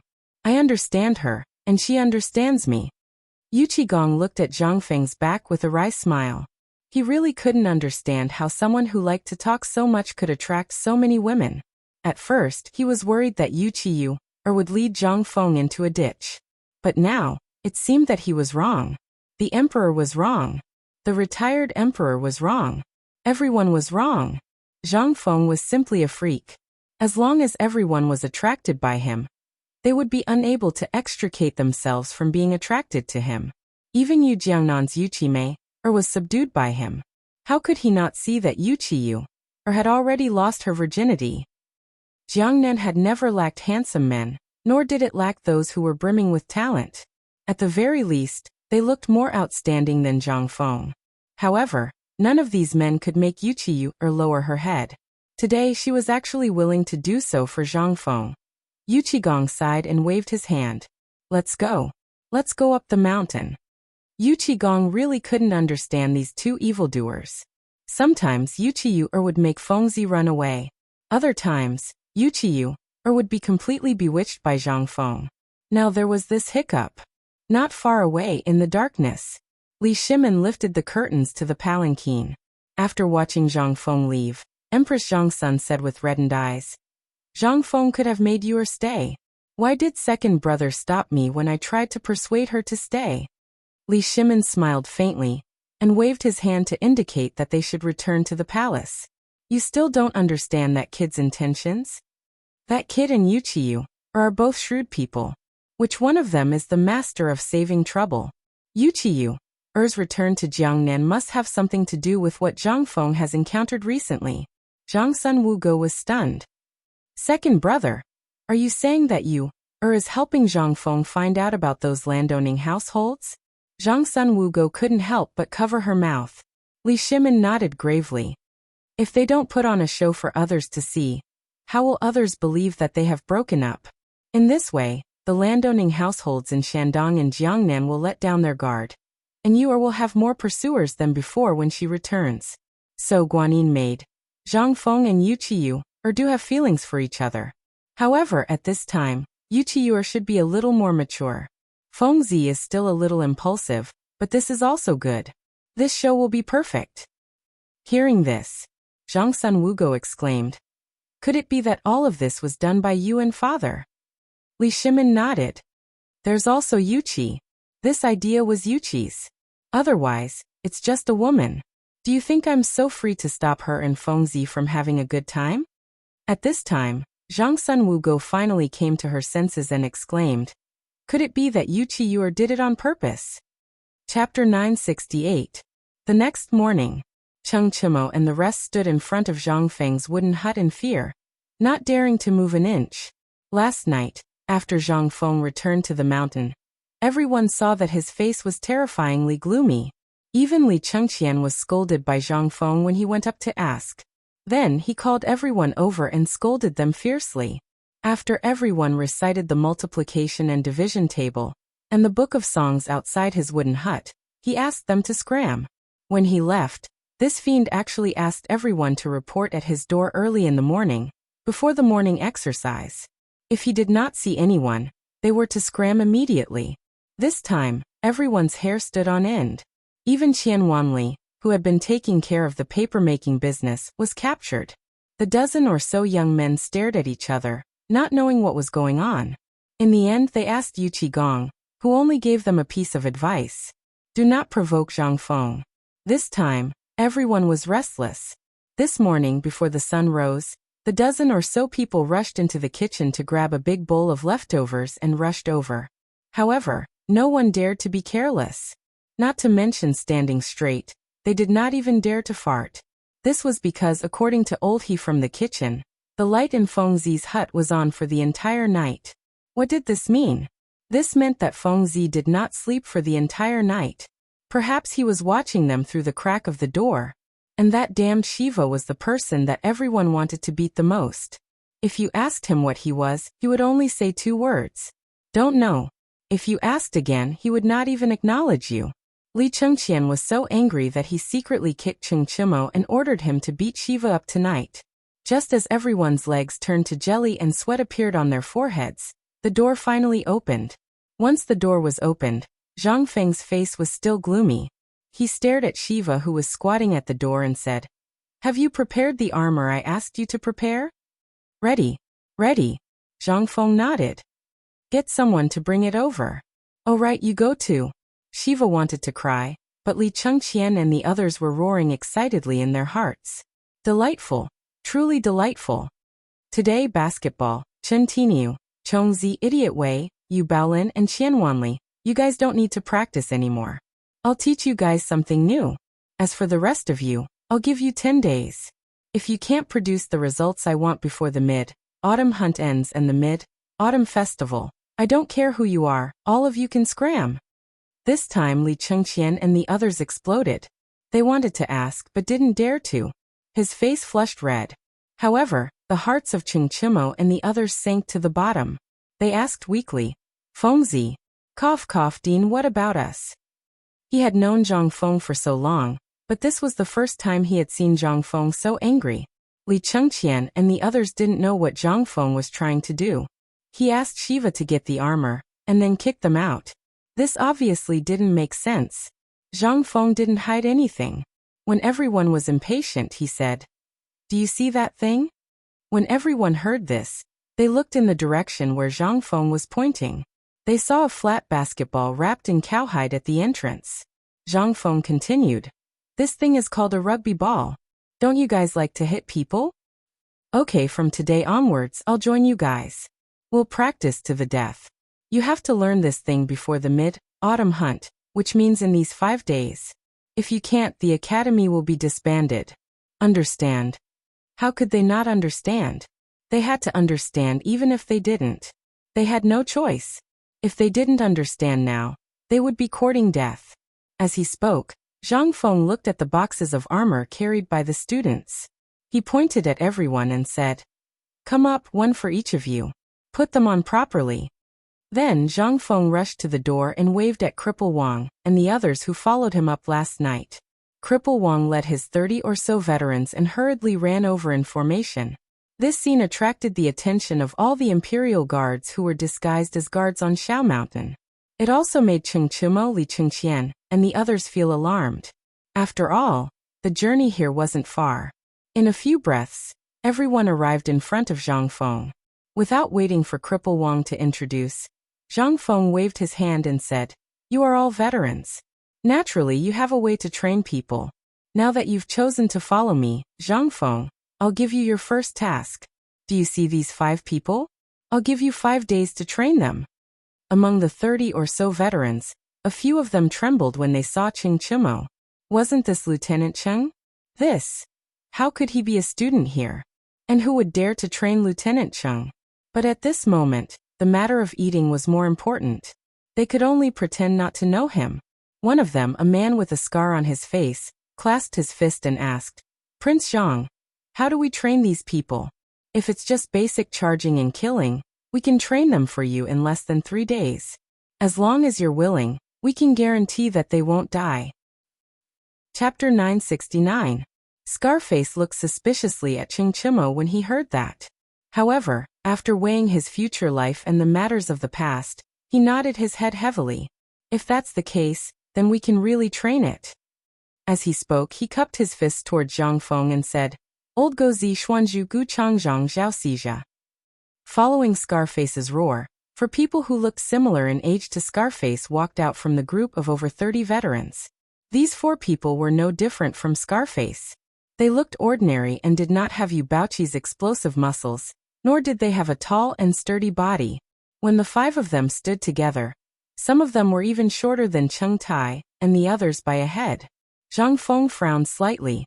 However, when the 5 of them revealed their scars and strong 8-pack abs, Zhang Feng decisively shut his mouth. He pointed to the armor at the side and said, "This time we are not training to go on the battlefield to kill the enemy. Have you heard of Kuju?" Scarface nodded. Zhang Feng asked again. "This time, we are using Kuju to train a new type of toy. You can casually bump into people on the field, but the only condition is that you are not allowed to hit people or kick their crotch. Whoever dares to hit people will be disqualified. Then the field will be divided into 2 groups, the vanguard and the backline. As for the individual selection, we originally needed 15 people, but I only chose 10. As for the remaining people, you can find them yourselves. However, the only condition is that they must scratch, hit, or hammer. Once they do that, they will break the rules and will not be recruited in the future." Zhang Feng explained the rules of rugby 3 times intermittently. Only then did he explain the rules that were similar to rugby. He even personally went on the field to train for 2 hours. Only then did he leave after Yu Shernan's repeated calls. When he took off his protective armor, he rubbed his aching chest and stared at Scarface. "What is your name?" Scarface heard this and quickly took off his armor. "My name is Jia Daoran." "Jia Daoran? Taoist Jia?" Zhang Feng had always admired the naming system of the Tang dynasty, but this time, Zhang Feng was still amazed. He stared and asked, "None of you are called Du Ziting, right?" "Yes." A weak voice came out from the mouth of a man in armor.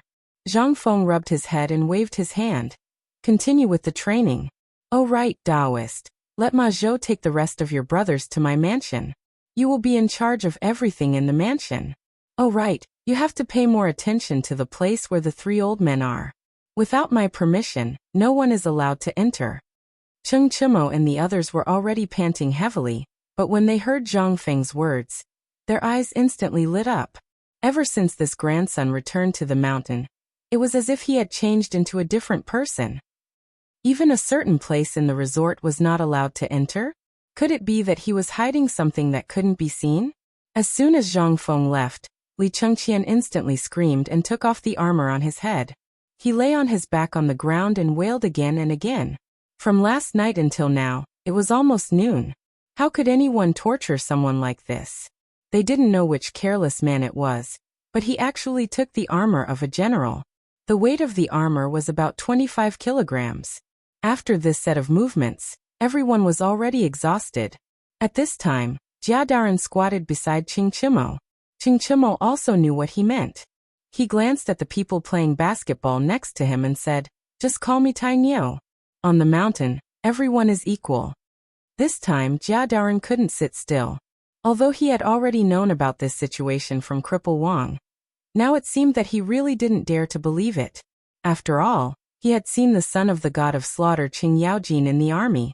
He couldn't help but sigh with emotion. Zhang Feng could actually train a good lunatic to be so docile. Then, I'll respectfully accept. Jia Daren sighed and said, "Since the dean has asked me to train you, and it's in such a tight time, then don't blame me. I don't know what you were in the past, but now you only have one identity left. Either you're dead or you're my soldiers. There are only two choices left. Either get lost now and be a rich second generation, or shut your mouth and do whatever I say." "Damn you! You dare to open a dye house just because I gave you some color?" Cheng Chimo was furious. But Jia Daren really misinterpreted his meaning. He thought that the son of General Cheng Chimo, must have discussed it with Dean Zhang Feng. This time, the matter was more serious, so he wanted him to train them to death. Such a strange request, although it made Jia Daren a little nervous, but Cheng Chimo had already said that he should do what he should do. He couldn't possibly let this bowl of rice down, right? So, on the other side, with a frosty face, Yu Shinan looked at the listless Zhang Feng and scolded. "Look at what you've done. This is obviously the academy. You actually want to find a person who practices martial arts to teach them? And you even have to wear armor. What is this? It's simply incongruous." Zhang Feng smiled weakly and said, "Teacher, have you ever heard of a saying, 'Only through suffering can one rise above others'?" Chapter 970. Yu Shinan heard this and sighed. Look at this. Are the barbarians in the barracks celebrating? Or are the students of the academy going crazy? Zhang Feng's face darkened. What are you talking about? You may not know, but in this mid-autumn hunt, something has happened. Zhang Feng sighed helplessly and pointed at Cheng Chimo and the others. There is nothing we can do about it, so we decided to do this. Later, the students will go to the workshop and ask them to make a batch of special protective gear. Of course, if you are worried, you can go with the students to the mid-autumn hunt yourself. There were still 4 days left. Yu Shinan was also anxious today. After hearing that Zhang Feng was doing something strange, he hurried over to see what this kid wanted to do. But what he saw almost angered him to death. The time was almost up, and he was doing something new. Even if it was Kuju, 3 days of practice might not be enough. Zhang Feng rolled his eyes. Looking at Yu Shinan, who was slightly angry, he said, "Teacher, don't be anxious. Listen to my plan first." Seeing Zhang Feng staring at him with a burning gaze, Yu Shinan could not help but wave his hand.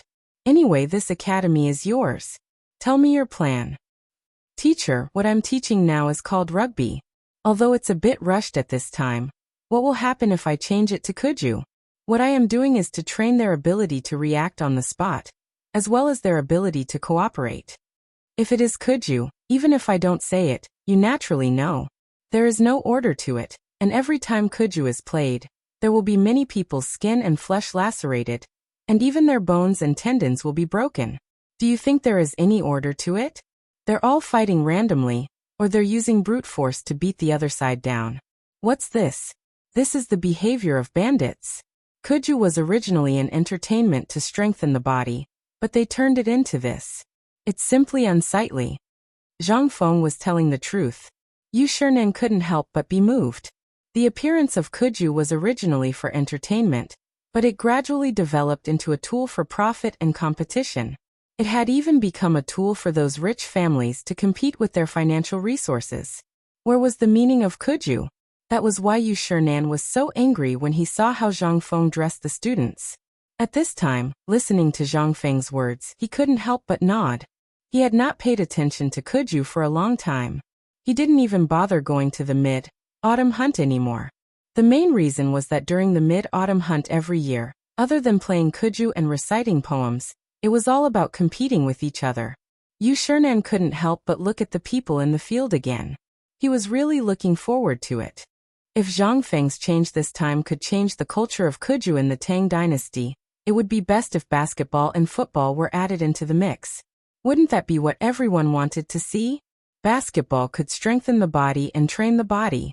He had seen it with his own eyes during this period, although it was temporarily ruined by the Imperial College's people. If Zhang Feng could win this mid-autumn hunt, then basketball and football would be considered a success. When the time came, Zhang Feng would invite these people to White Deer College. When these people came to the college, they would first be shown the college's radio gymnastics, then basketball and football. At that time, Yu Shernan couldn't help but feel a little excited. The scene of thousands of people doing exercises on the mountain at the same time was quite spectacular. Thinking of this, Yu Shernan grabbed Zhang Feng. However, after thinking for a while, his face turned red and he said, "Feng, are you sure you can win this mid-autumn hunt? If not, why would I go?" Zhang Feng asked in reply. "Well, let me tell you something. Can you explain it to me? Do you mean that you want this group of little guys to train their teamwork skills by playing catenary football during this period of time?" And Ma Zhou and the others asked them to train basketball, with the purpose of teaching it to the entire academy in the future? Yes. After hearing Yu Shernan's words, Zhang Feng really had a bold idea. That was to go down the mountain to train, just like the monks in TV dramas. Looking around, he grabbed Yu Shernan's arm and said, "Mr. Bosher, please come with me. I do have a big plan. Listen to it first." While they were talking, Zhang Feng pulled Yu Shernan into the small wooden house again. After closing the door, Zhang Feng said, "Look, I've seen basketball in Chang'an City these days. Basically, many people don't know how to play it. That's what I mean. The college hasn't opened yet, right? I plan to train a group of people, and let this group of people train all the students in the college. Then, before the college opens, I'll let these more than 3,000 people go to Chang'an City and let them teach it to everyone in Chang'an. This way, we can spread the correct way to use basketball. What do you think?" Chapter 971. Previously, he had been troubled by a lot of things. Zhang Feng had not thought about how to make the people of the Tang dynasty accept basketball quickly. At this moment, he seemed to have found a way. The main thing was to win the mid-autumn hunt, and let the observation group from the Ministry of Works and the Ministry of Rights come to White Deer College. At that time, when they went up the mountain, all the students would use the effect of radio gymnastics to promote the popularity of basketball and football. In this way, those who liked gentle people would play basketball. As for those who were reckless and rough, they would play football. As long as they had the strength to break the protective gear, they could do it. Anyway, a protective gear costs 100 strings of coins. In this way, the business would be done. The popularity of basketball and football would not disappear because of the Ministry of Works and the Ministry of Rights disapproval. Instead, it would increase greatly. "Mr. Bosher, I'm going to change all the teachers and students, as well as the teachers and students of Chang'an University, into a new style of school uniform. What do you think? If we're going to do it, we'll make it big. What do you think?" Yu Shernan narrowed his eyes and wandered around the living room for a long time. After weighing the pros and cons, he asked, "Tell me what the school uniform looks like first.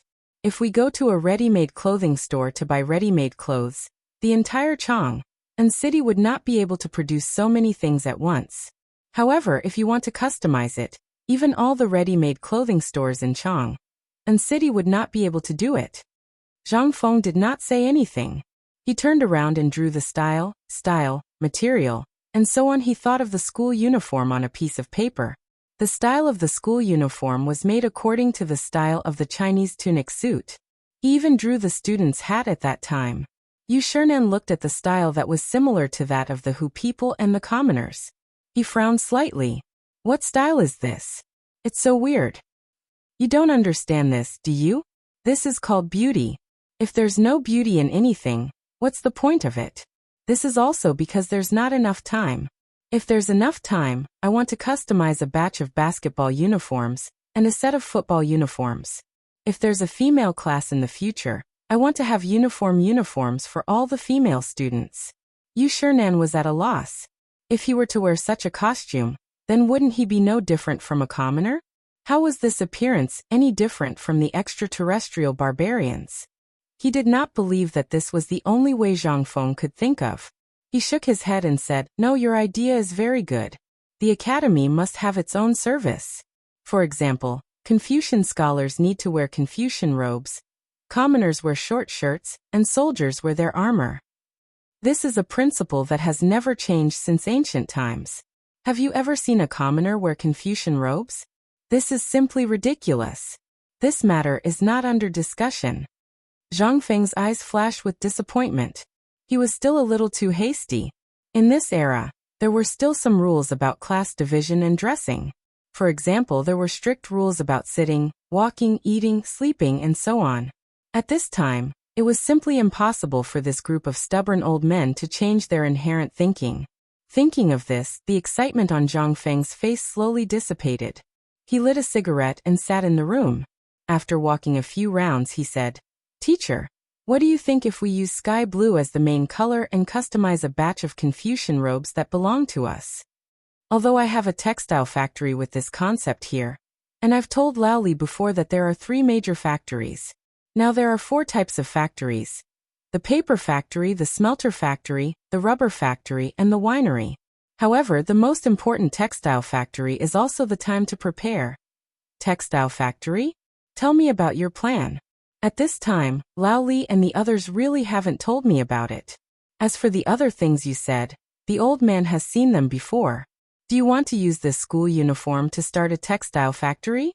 Yu Shernan took a sip of the pot of tea that Zhang Feng didn't know how long it had been. The main thing was that this lazy guy's furnace was extinguished. At this time, his mouth was abnormally dry. It was too late to start a fire. The most important thing was that Yu Shernan wanted to suppress the hot blood in his heart. He knew that Zhang Feng was keeping him in suspense. However, it was also because of this suspense that Yu Shernan was dying of curiosity at this time. Yu Shernan wanted to refute, but when he thought of the few things this kid came up with that were so shocking, he couldn't help but have a strong interest in the textile factory that he heard Li Yuan mention before. After all, at this time, the Tang dynasty was basically mainly based on silk, ceramics, and tea leaves. And the production of silk, how to start a factory. Did they want to plant mulberry trees in this back mountain? In this case, without 7 or 8 years, how could it be done well? With a stomach full of doubts, Yu Shernan stared into Zhang Feng's eyes and asked, "Fengzi, tell me about your idea. And this textile factory, how do you want to do it?" Zhang Feng smiled confidently and said, "In fact, it's nothing. You know that someone is messing with me now, but at present, I really don't know who is messing with me. We have to find a way. Now that Lao Niu has brought people to Lantian to look for coal mines, this is bound to be related to the Taiyuan Wang clan. And now, basically all the major noble families have been provoked. As the saying goes, when there are too many lice, it doesn't itch. So we might as well take the initiative to leak the spearhead. Aren't they hiding in the dark? Then let's do something big. We will take the initiative to attack from the business, as well as the cultural industry of this academy, and so on. What do you think?" Sitting and waiting for death is not my character, Zhang Feng. Chapter 972. Yu Shernan was so shocked by Zhang Feng's words that he smacked his lips twice. They had come to Shao Mountain not to satisfy their appetite, nor to see how good Zhang Feng was at stirring up trouble. What they valued was Zhang Feng's courage and insight, as well as his unique and innovative teaching methods. They had also seen the problem that Zhang Feng was facing. They couldn't see anything in terms of business at the moment. After all, everything had reached its climax. Even if others wanted to, they couldn't replicate it. This was the trigger for the conflict. If they couldn't do anything to Shao Mountain, What could they do? Wouldn't it be better to destroy Shao Mountain in other ways? Wouldn't this be exactly what they wanted? They couldn't find a Kuju team, so they deliberately delayed the release of the news. Then, they only released the news 5 days before the basketball game was rejected. Anyone would be angry. As for those people in the dark, they were waiting for Zhang Feng to get angry. Once Zhang Feng got angry, there would be a joint report. Zhang Feng publicly insulted the court officials and was dissatisfied with the mid-autumn hunt. Although Yu Shinan and the others knew that Lao Li was the emperor, they couldn't stop these people from gossiping. Even if Zhang Feng chose to remain silent, when the time came for the autumn hunt, if the disciples of the White Deer Institute were to lose out, the White Deer Institute would still be shut down. Wasn't this exactly what they wanted? They couldn't do anything to you if you hid on the mountain. However, they just had to destroy everything on the mountain. Wouldn't you come down the mountain? But now? Yu Shinan suddenly realized Zhang Feng's intention from Zhang Feng's plan. He wanted to start a war with the people hiding in the dark. Zhang Feng was really angry. Yu Shinan couldn't help but mourn for Zhang Feng's enemies when he thought of the terrifying weapons in the smelter, and what Zhang Feng said at that time. He couldn't help but sigh in his heart. He waved his hand and said, "Come up with a plan immediately. We'll discuss it with Lao Li later. You just focus on preparing for the mid-autumn hunt. We'll take care of these things." After all, Old Man and the others haven't been seen in the market for the past 2 years. They say that the Old Man and the others are part of White Deer College. They don't even give face to the Old Man.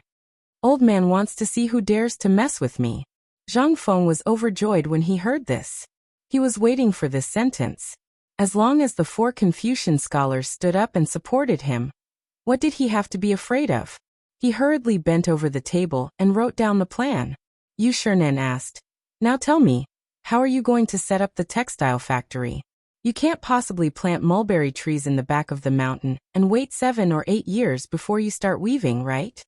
I told Lao Li about the textile factory.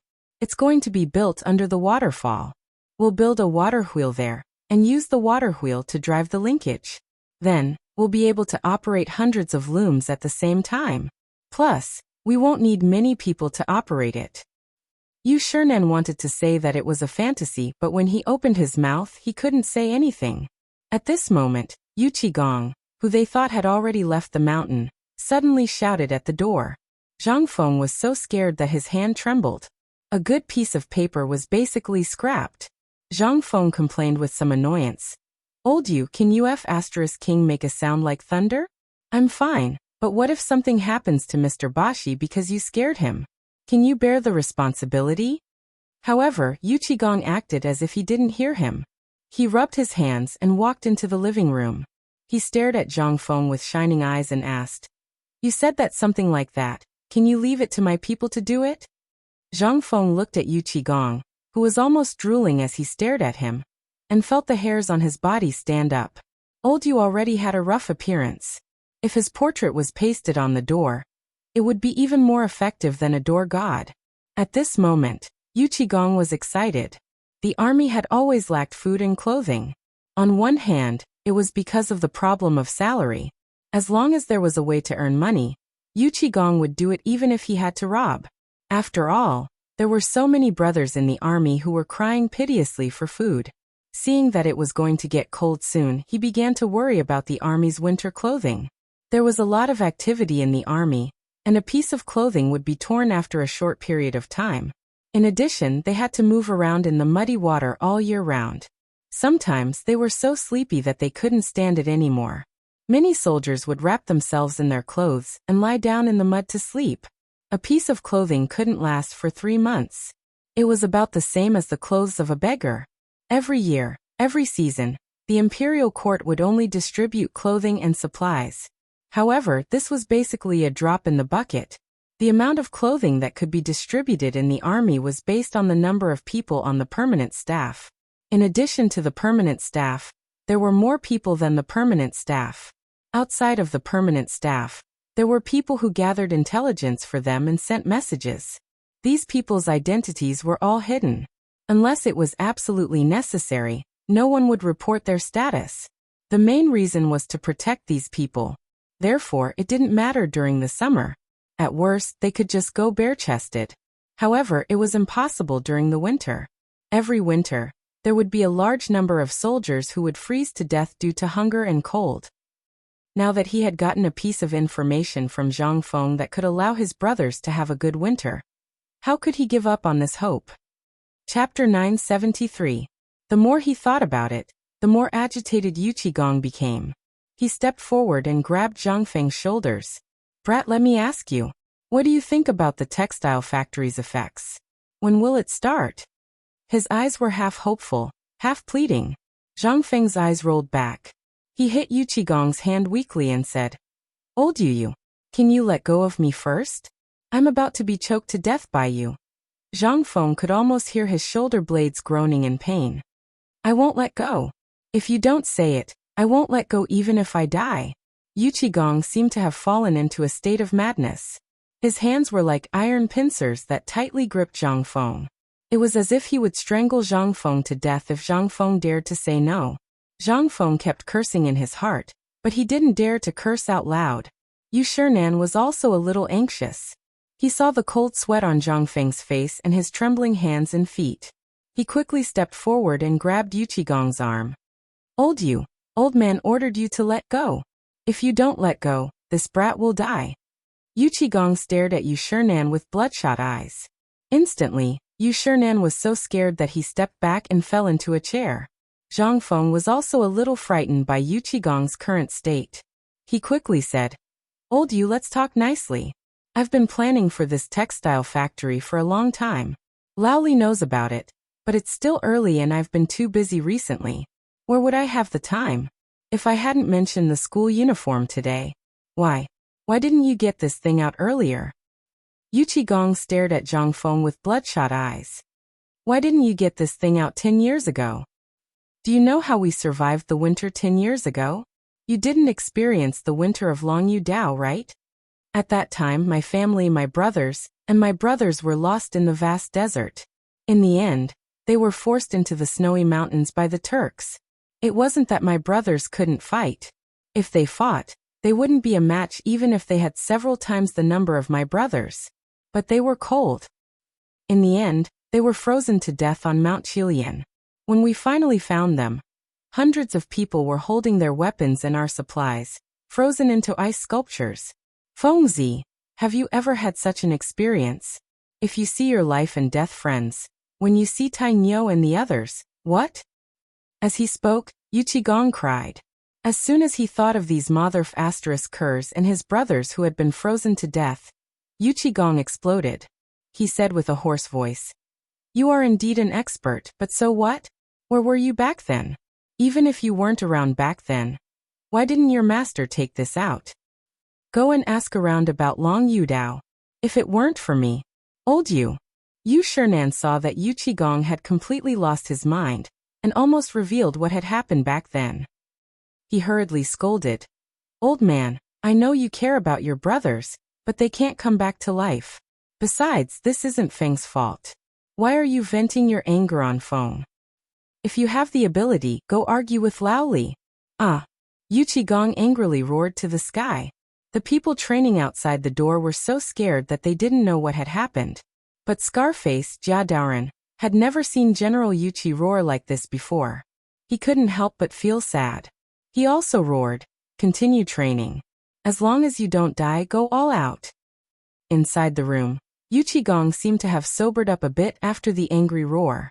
He stared at Zhang Feng and continued, "Feng, my tone is a bit harsh, but you really don't understand some things. Haven't you always wondered why we have so much strength? Why people like us can do business?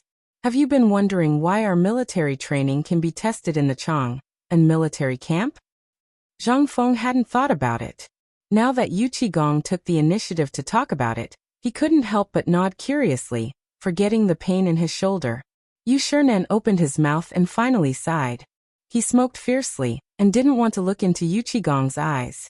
Yu Qigong said as if he was sleep-talking, 10 years ago, we were young men in our 20s. Our families suffered a disaster. I was born a blacksmith. Old He was also born a farmer. But because of the turmoil, we had to join the army to fill our stomachs.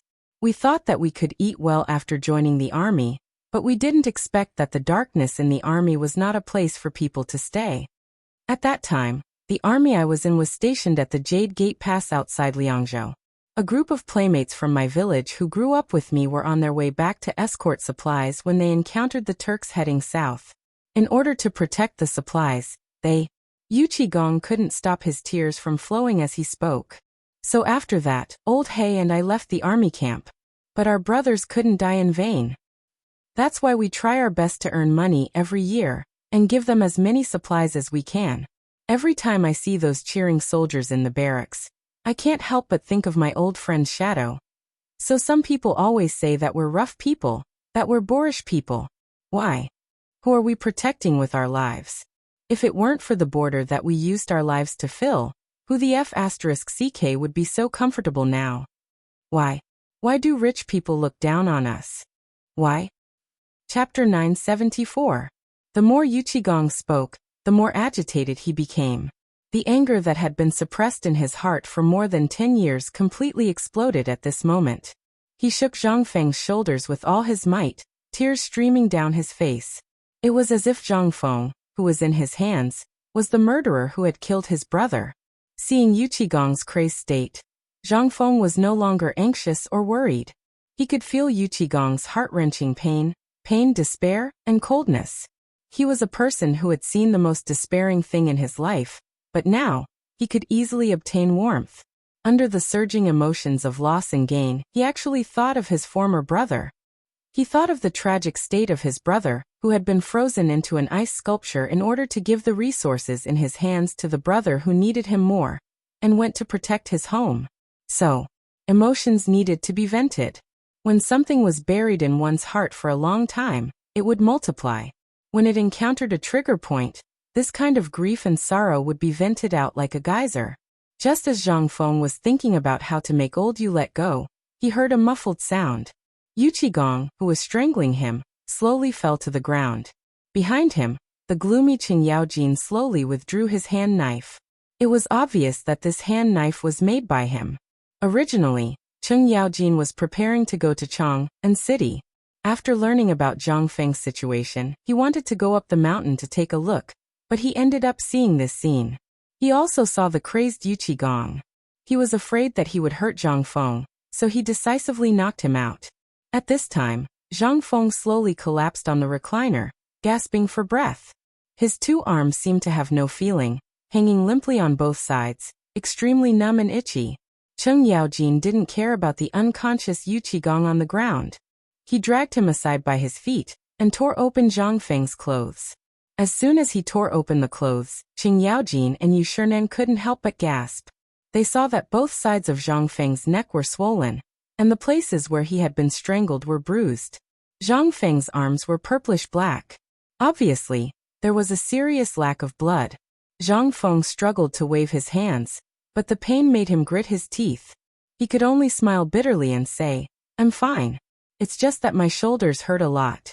I should be fine after resting for 2 days and applying my alcohol. This is a lack of blood. I just need to move around." Zhang Feng saw that Qing Yaojin was holding his shoulders, and his eyes were filled with tears. He quickly continued to say, "It was my fault just now. Old Yu's mind was too agitated. He needs to recuperate. I don't dare to be careless. It's best to ask old Sun to prescribe him some medicine." Qing Yaojin glared at Zhang Feng and said, "You're too careless. If I didn't come in time, who knows what would have happened? You're in so much pain, and you still have the time to care about that old bastard? If you don't win this time, if you don't win the Mid-Autumn Poetry Meet, it'll be intolerable." Qing Yaojin was somewhat gratified by Zhang Feng's performance. If Lao Li knew about this, then the consequences. He turned his head and glared at Yu Shinan and said, "It's not like you don't know old Yu's temper. When he's angry, no one can drink from him. Just bear with it and watch. What if something happens to Fengzi? As long as you shout, Lao Tzu doesn't believe that Iron Bull and the others won't be able to do anything to him." As he spoke, Qing Yaojin angrily rushed to the door. He glared at Qing Chimo and the others and waved his hand. Then he pointed at Qing Chimo and the others and scolded, "You guys are Fengzi's brothers. Just now, something almost happened to Fengzi in front of you. Don't you guys know? Have all the food you've eaten all these years gone to the dogs' stomachs?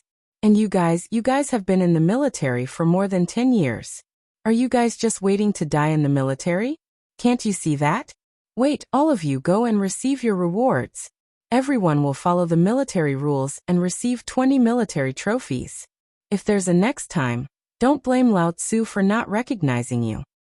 No one dared to say anything.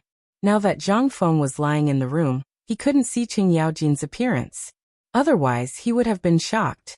At this time, Cheng Yaojin had returned to the appearance of the ruthless demon king in Chang, and his entire body was filled with murderous intent. Zhang Feng endured the soreness in his body and hurriedly asked Yu Shinan to help him out of the room.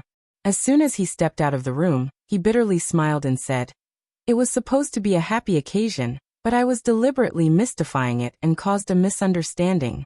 I've implicated you all. When I'm better, I'll make a table of good things that you haven't eaten before. I'll make it up to you as an apology. How about that?" Chapter 975. Shiwa ran to Sun Simiao's bamboo hut as soon as the incident happened. After a while, Sun Simiao, Ouyang Sun, and the others rushed over after hearing about Zhang Feng's incident.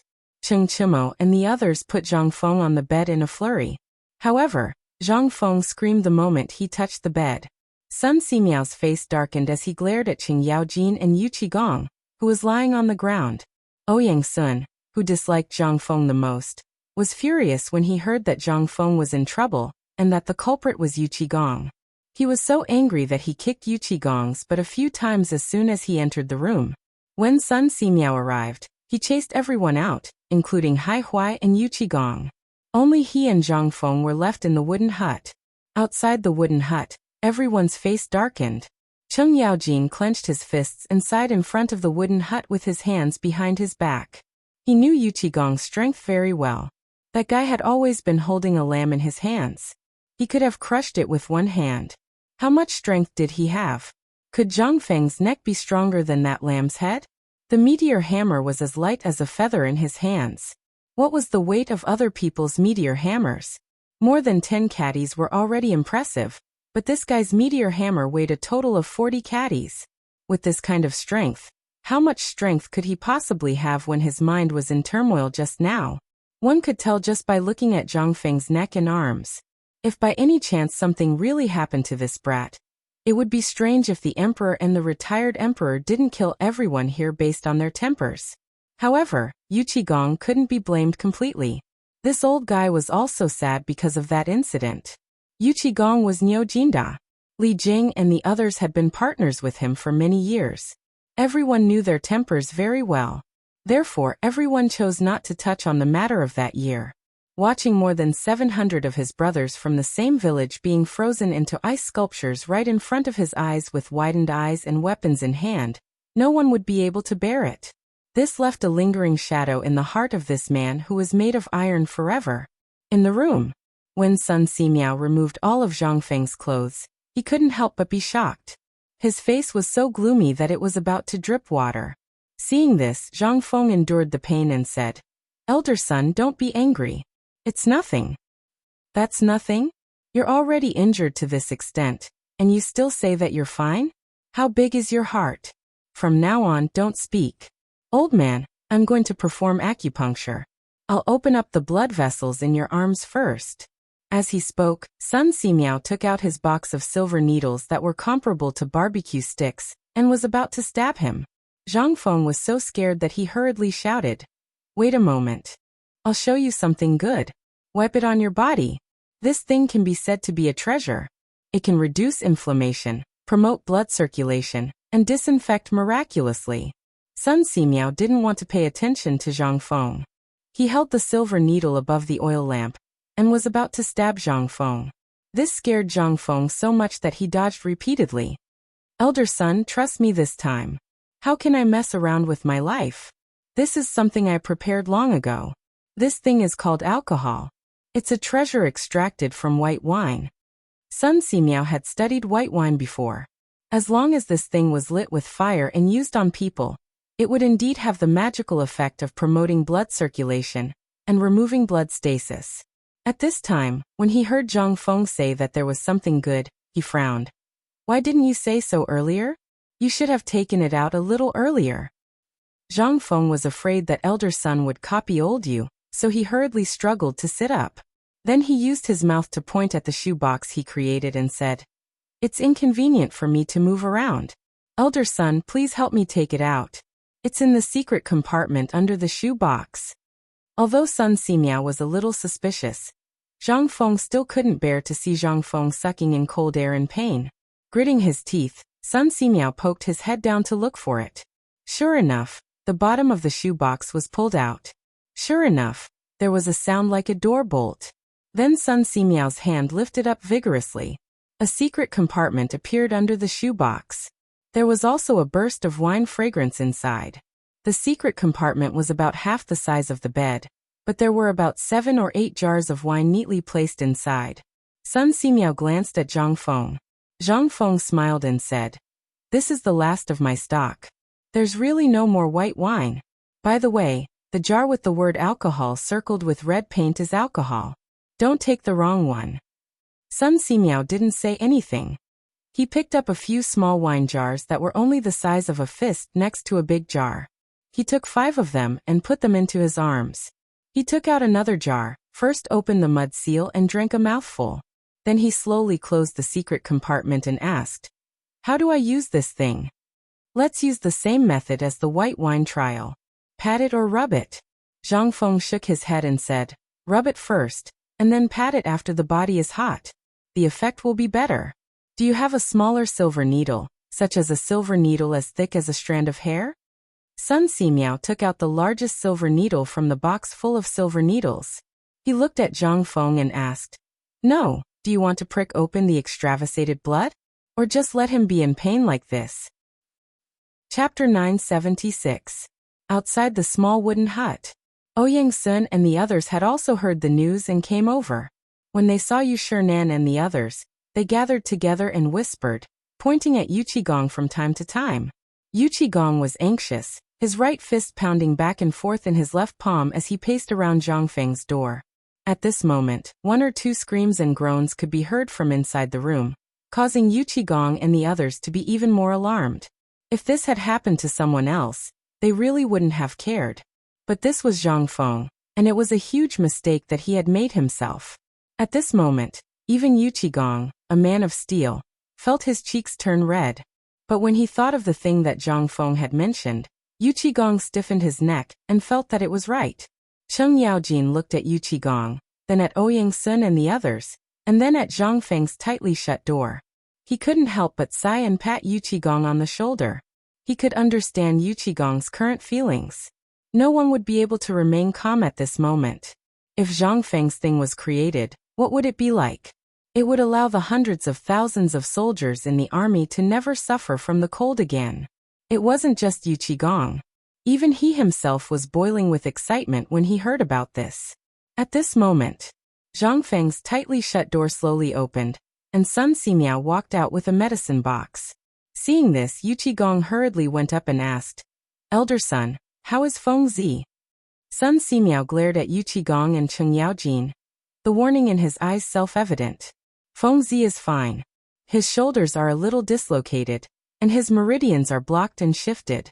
Old man has already used acupuncture to release the clotted blood and reset his bones. As long as he recuperates, he will be fine. But listen carefully, if you dare to cause trouble again, I will definitely report Feng Zi's matter as it is. Hearing Sun Simiao's words, Yu Qigong and the others breathed a sigh of relief. As long as there were no sequelae, this kid was only 20 years old. After a few days of recuperation and some nourishing ingredients, he would be able to jump around again. In the end, Yu Qigong still held back. Otherwise, would his shoulders be as hard as a sheep's head? Coupled with Zhang Feng's miraculous alcohol, Sun Simiao could only relieve the blood clot on his arm, and then reposition it. At this moment, his mind was still filled with the word alcohol. Sun Simiao took a look at the fist-sized porcelain bottle of alcohol that he had gotten from Zhang Feng.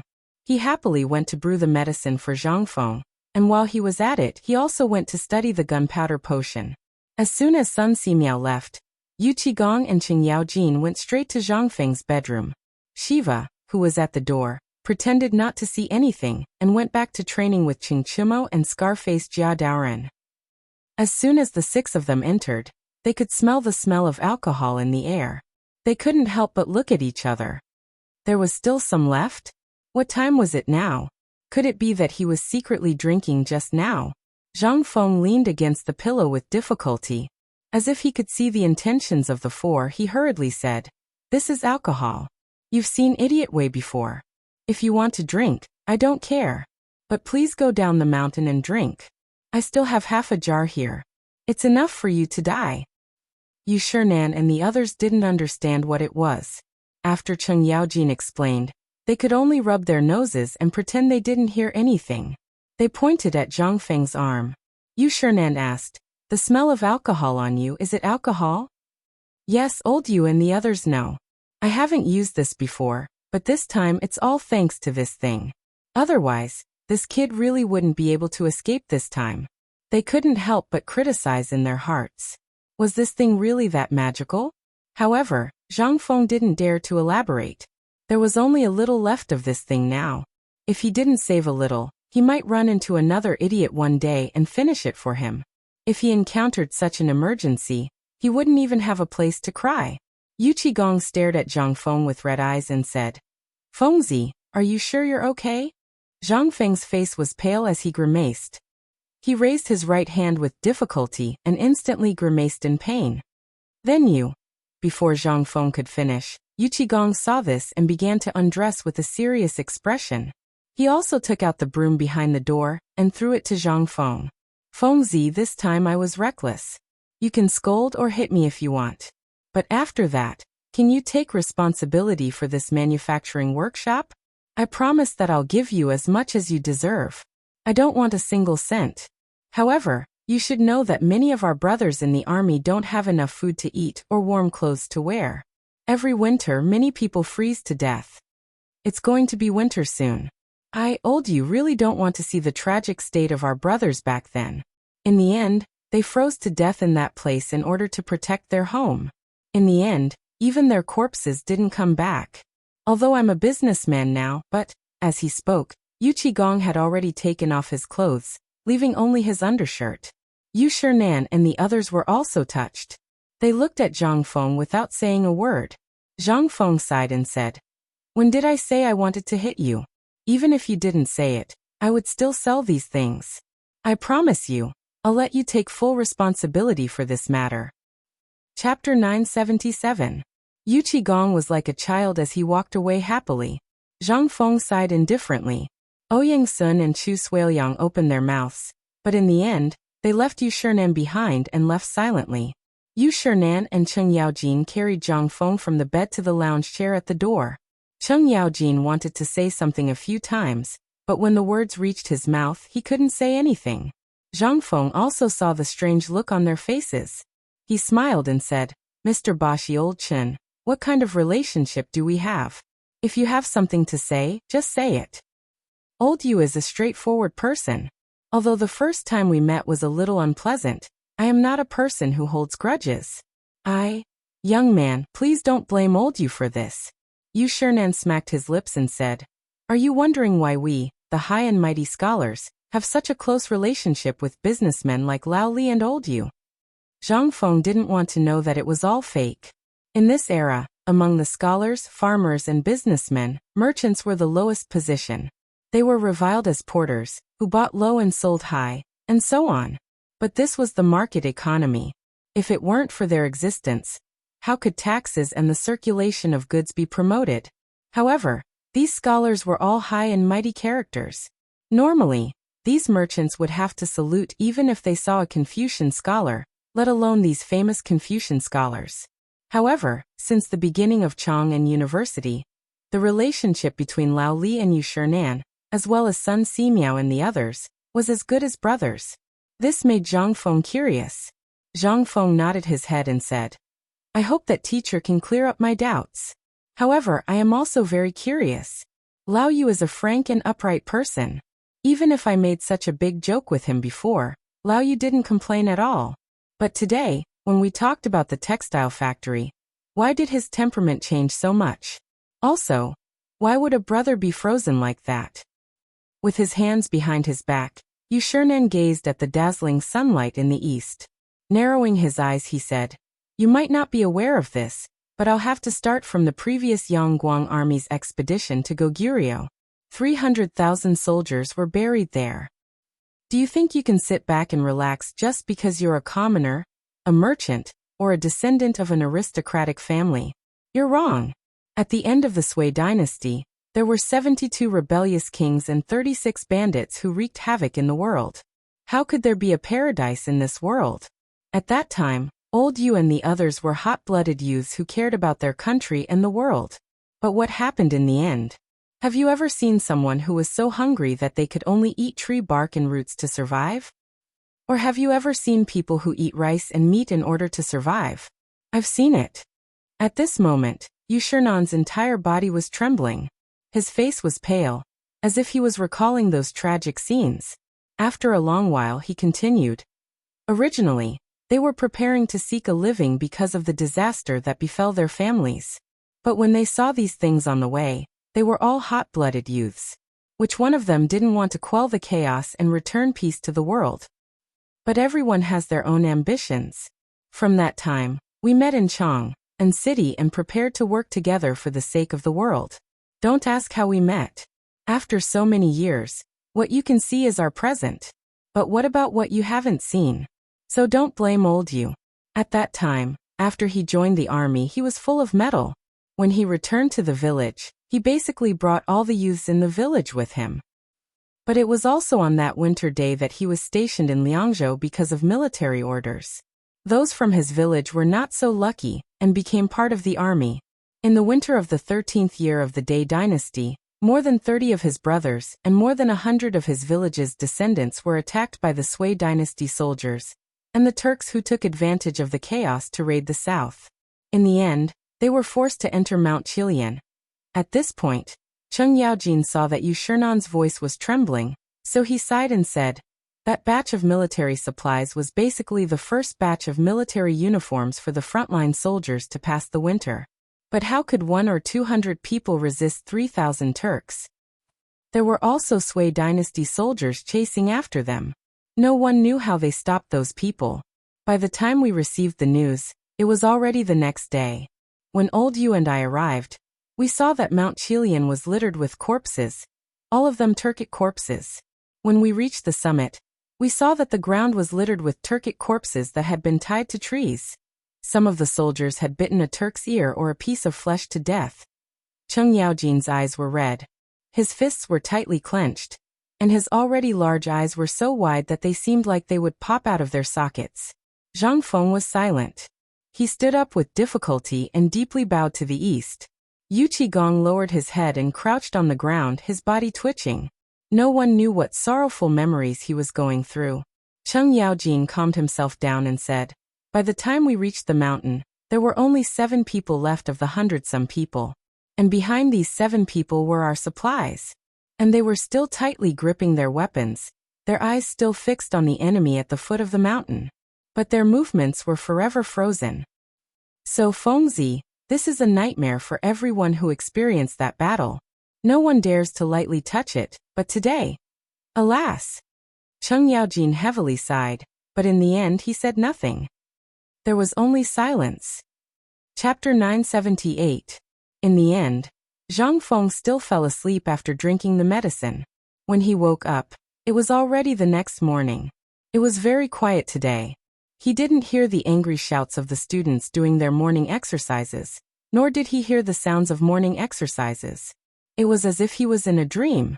Zhang Feng's arms didn't hurt as much anymore. They were just a little sore. Under the effects of the alcohol and Sun Simiao's medicine, Zhang Feng's arms slowly recovered. Other than the soreness in his muscles, everything was normal. When he opened the door and was about to call Shiva to prepare breakfast, he was shocked by the scene in front of him. It was still foggy outside the door, and it wasn't bright yet. Zhang Feng wondered what time it was. He looked to the side and saw that Yu Qigong was still sitting in the same place he had been sitting the day before. Yu Qigong seemed to have not slept the entire night. He was carrying a Mo Dao in his hand. When Zhang Feng opened the door, Yu Qigong was about to slash the tendons of his left arm. There were already 2 streaks of blood on his arm, which flowed down his arm. When Zhang Feng saw this, he was instantly shocked. He quickly gritted his teeth and held the blade tightly. With his ruthlessness, if the knife went down, he would be crippled even if he didn't die. People in the military were always straightforward and didn't go back on their words. No one could change their minds once they made up their minds. Ever since Yu Qigong woke up yesterday, he had been very upset. As a stubborn person, he had always felt guilty. He thought that if Chen Yaojin hadn't knocked him out, Zhang Feng might not have been alive. "Old Yu, if you treat me as your brother, then put down the knife. If you don't treat me, Zhang Feng, as your brother, then chop off my hand as well." Zhang Feng scolded him coldly. When Yu Qigong heard this, he instantly sighed hoarsely and said, "This is all my fault. If I hadn't gone crazy yesterday, how could you have ended up like this? You may have disturbed me, but in my heart, I can't forgive myself. If the mid-autumn hunt is delayed because of me, I won't be able to make up for it even if I die 10,000 times." Zhang Feng hurriedly interrupted him. At this time, Chen Yaojin, who had not slept the whole night and went to the depths of the Qinling Mountains to hunt a wild wolf, was carrying the wolf meat and happened to see this scene. He hastily stepped forward to dissuade him. "Old Yu, what are you doing? Feng Zi is not that kind of person. Why are you so stubborn?" At this moment, the sound of morning exercises could be heard in the distance. Yu Qigong finally realized that he had been a little petty when he heard those lively voices. His cracked lips parted, but in the end, he still let out a deep sigh. Ignoring his bloody arm, he tore off a piece of cloth from his clothes to bandage it. However, he was stopped by Zhang Feng. In the future, such a large wound would require at least a dozen stitches. Zhang Feng pulled Yu Qigong to the living room and disinfected him with alcohol. Then he used a sterilized cotton cloth to bandage Yu Qigong's wound. Zhang Feng saw that the 2 of them were staring at the small porcelain bottle in his hand and the cotton cloth that had been soaked in alcohol at high temperatures. He said, "This is the alcohol that I didn't want you to drink to your deaths. It's a good disinfectant. As for this gauze, forget it, let's not talk about it anymore. We'll talk about it again after the biology class." He knew that if he continued to talk about it, the 2 of them might come up to him and pull his arm and leg, instantly dismembering him. Yu Shinan and Sun Simiao were not here now. After doing all this, Zhang Feng bandaged his hand. After Zhang Feng bandaged it, Yu Qigong looked at the numb feeling on his arm and clicked his tongue in wonder. He waved his hand and said, "I saw that you didn't eat last night, and this old man got another wolf. Today you have to taste my cooking as an apology.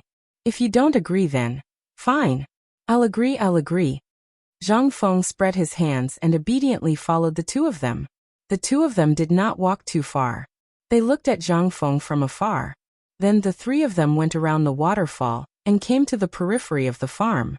This was the place where they used to make beggar's chicken. However, now that the food factory was finished, this place was abandoned and used as fertilizer for the weeds. By the time the 3 of them arrived, Elder Gao had already built a small furnace made of mud by the stream. The fire inside was burning brightly. Seeing the 3 of them come, Elder Gao just glanced at them indifferently.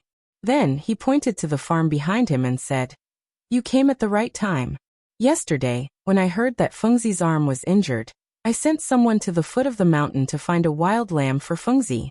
Since you are here, go inside and take out the wine table. Shall we eat here?" "That's great." Zhang Feng had been hungry for a long time. At this time, when he heard that, how could he wait? The few of them quickly pressed Zhang Feng on a stone and sat next to the bonfire to wait. In less than a quarter of an hour, a roasted lamb was placed in front of Zhang Feng. Elder Gao did not care about his heartache and took out a jar of dusty white wine from the house. Zhang Feng, who had been drooling for a long time, was about to take the wine jar when Yu Qigong pressed him on the stone. "You are injured, so you can't drink. Come. Eat more meat to nourish yourself." As he spoke, he took out a dagger that was also studded with gems. He cut off the best piece of meat from the lamb's thigh and placed it in front of Zhang Feng. Without waiting for Zhang Feng to speak, he cut off a fist-sized lump from the meat and stuffed it into Zhang Feng's mouth. Chen Yaojin, who was sitting side by side, saw this and kicked Yu Qigong out. Are you King feeding him? Or are you trying to kill Fengzi? Chapter 979. Yu Qigong glared at Qing Yaojin as he got up from the mud. The meat in his hand was already covered in mud and soot. He was so angry that he threw the meat in his hand at Qing Yaojin. Do you want Lao Tzu to feed you? If you want to eat, do it yourself. Qing Yaojin wasn't afraid of him. He took the meat and deftly stabbed it with a dagger. Then he placed it over the fire and shaved off the muddy parts. He ate with relish.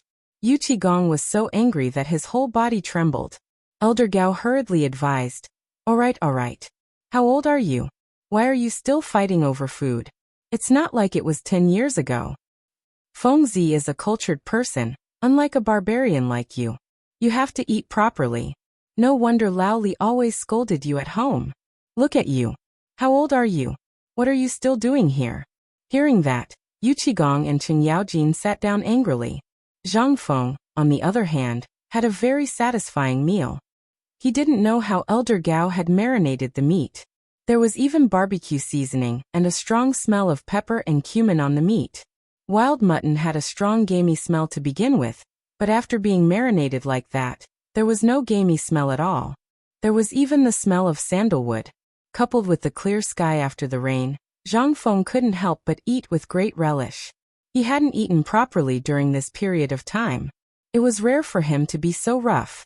However, Yu Qigong had to be put aside. That old man seemed to feel guilty. He kept stuffing meat into Zhang Feng's mouth. He would stuff whatever meat was good into Zhang Feng's mouth. Lamb tendon, lamb tendon, lamb tenderloin. Zhang Feng ate until he was about to cry. Most importantly, he wasn't allowed to drink. Smelling the delicious white wine and seeing the three people continuously gulping it down, Zhang Feng was envious. Finally, after Yu Qigong snatched a lamb leg from Qing Yaojin, Zhang Feng didn't know whether to laugh or cry. He stopped Yu Qigong. Old you, are you trying to choke me to death or stuff me to death? You lost your mind because of your past pain and unintentionally hurt this kid. But this kid isn't a baby, right? Putting aside your age, I reckon that you guys are all my uncles. But thanks for not abandoning me. We've become brothers. I originally planned to have a good chat with you early in the morning, but then I saw you like this. How can I endure this? Hearing Zhang Feng's words, Yu Qigong put down the meat in his hand. He sat opposite Zhang Feng and chuckled. Your words are enough. But of course, you can't accept Lao Tzu's apology. Lao Tzu has been through all sorts of situations in his life. What hasn't Lao Tzu seen in his life? Previously, in the military, there were countless people who died at the hands of Lao Tzu. Even if he was wrong, Lao Tzu used his fists to force him to be straight. At most, he'll pay with his life. Lao Tzu has lived enough in this life. That time at Mount Qilian, he's already indifferent to life and death. When Qing Yaojin heard this, he and Old Gao sighed. Nothing came out of their mouths. Yu Qigong paused, but his lowered eyes were instantly filled with anger. He clenched his fists tightly and said, In my place, people can die of old age, of illness, of being burned to death, chopped to death, drowned to death, scolded and trampled to death. There are many ways to die, but there are only two ways that are not allowed. And that is to freeze to death and starve to death. These are the most despairing and painful ways to die in the world. Lao Tzu has been in this world for so many years. Even though I've left the military, I'm still considered a soldier. And I still hope that my children will enter the military in the future. Yes, I hope that no one will starve to death or freeze to death in the future. I hope that one day, the people of the Tang dynasty won't freeze to death or starve to death. I hope that they can have enough food and clothing. Even if you want Lao Tzu's life, you can have it. Lao Tzu doesn't have a single complaint. At this moment, Zhang Feng finally understood. No wonder Tai Niu and the others are so strong. It's all because of you. But don't worry.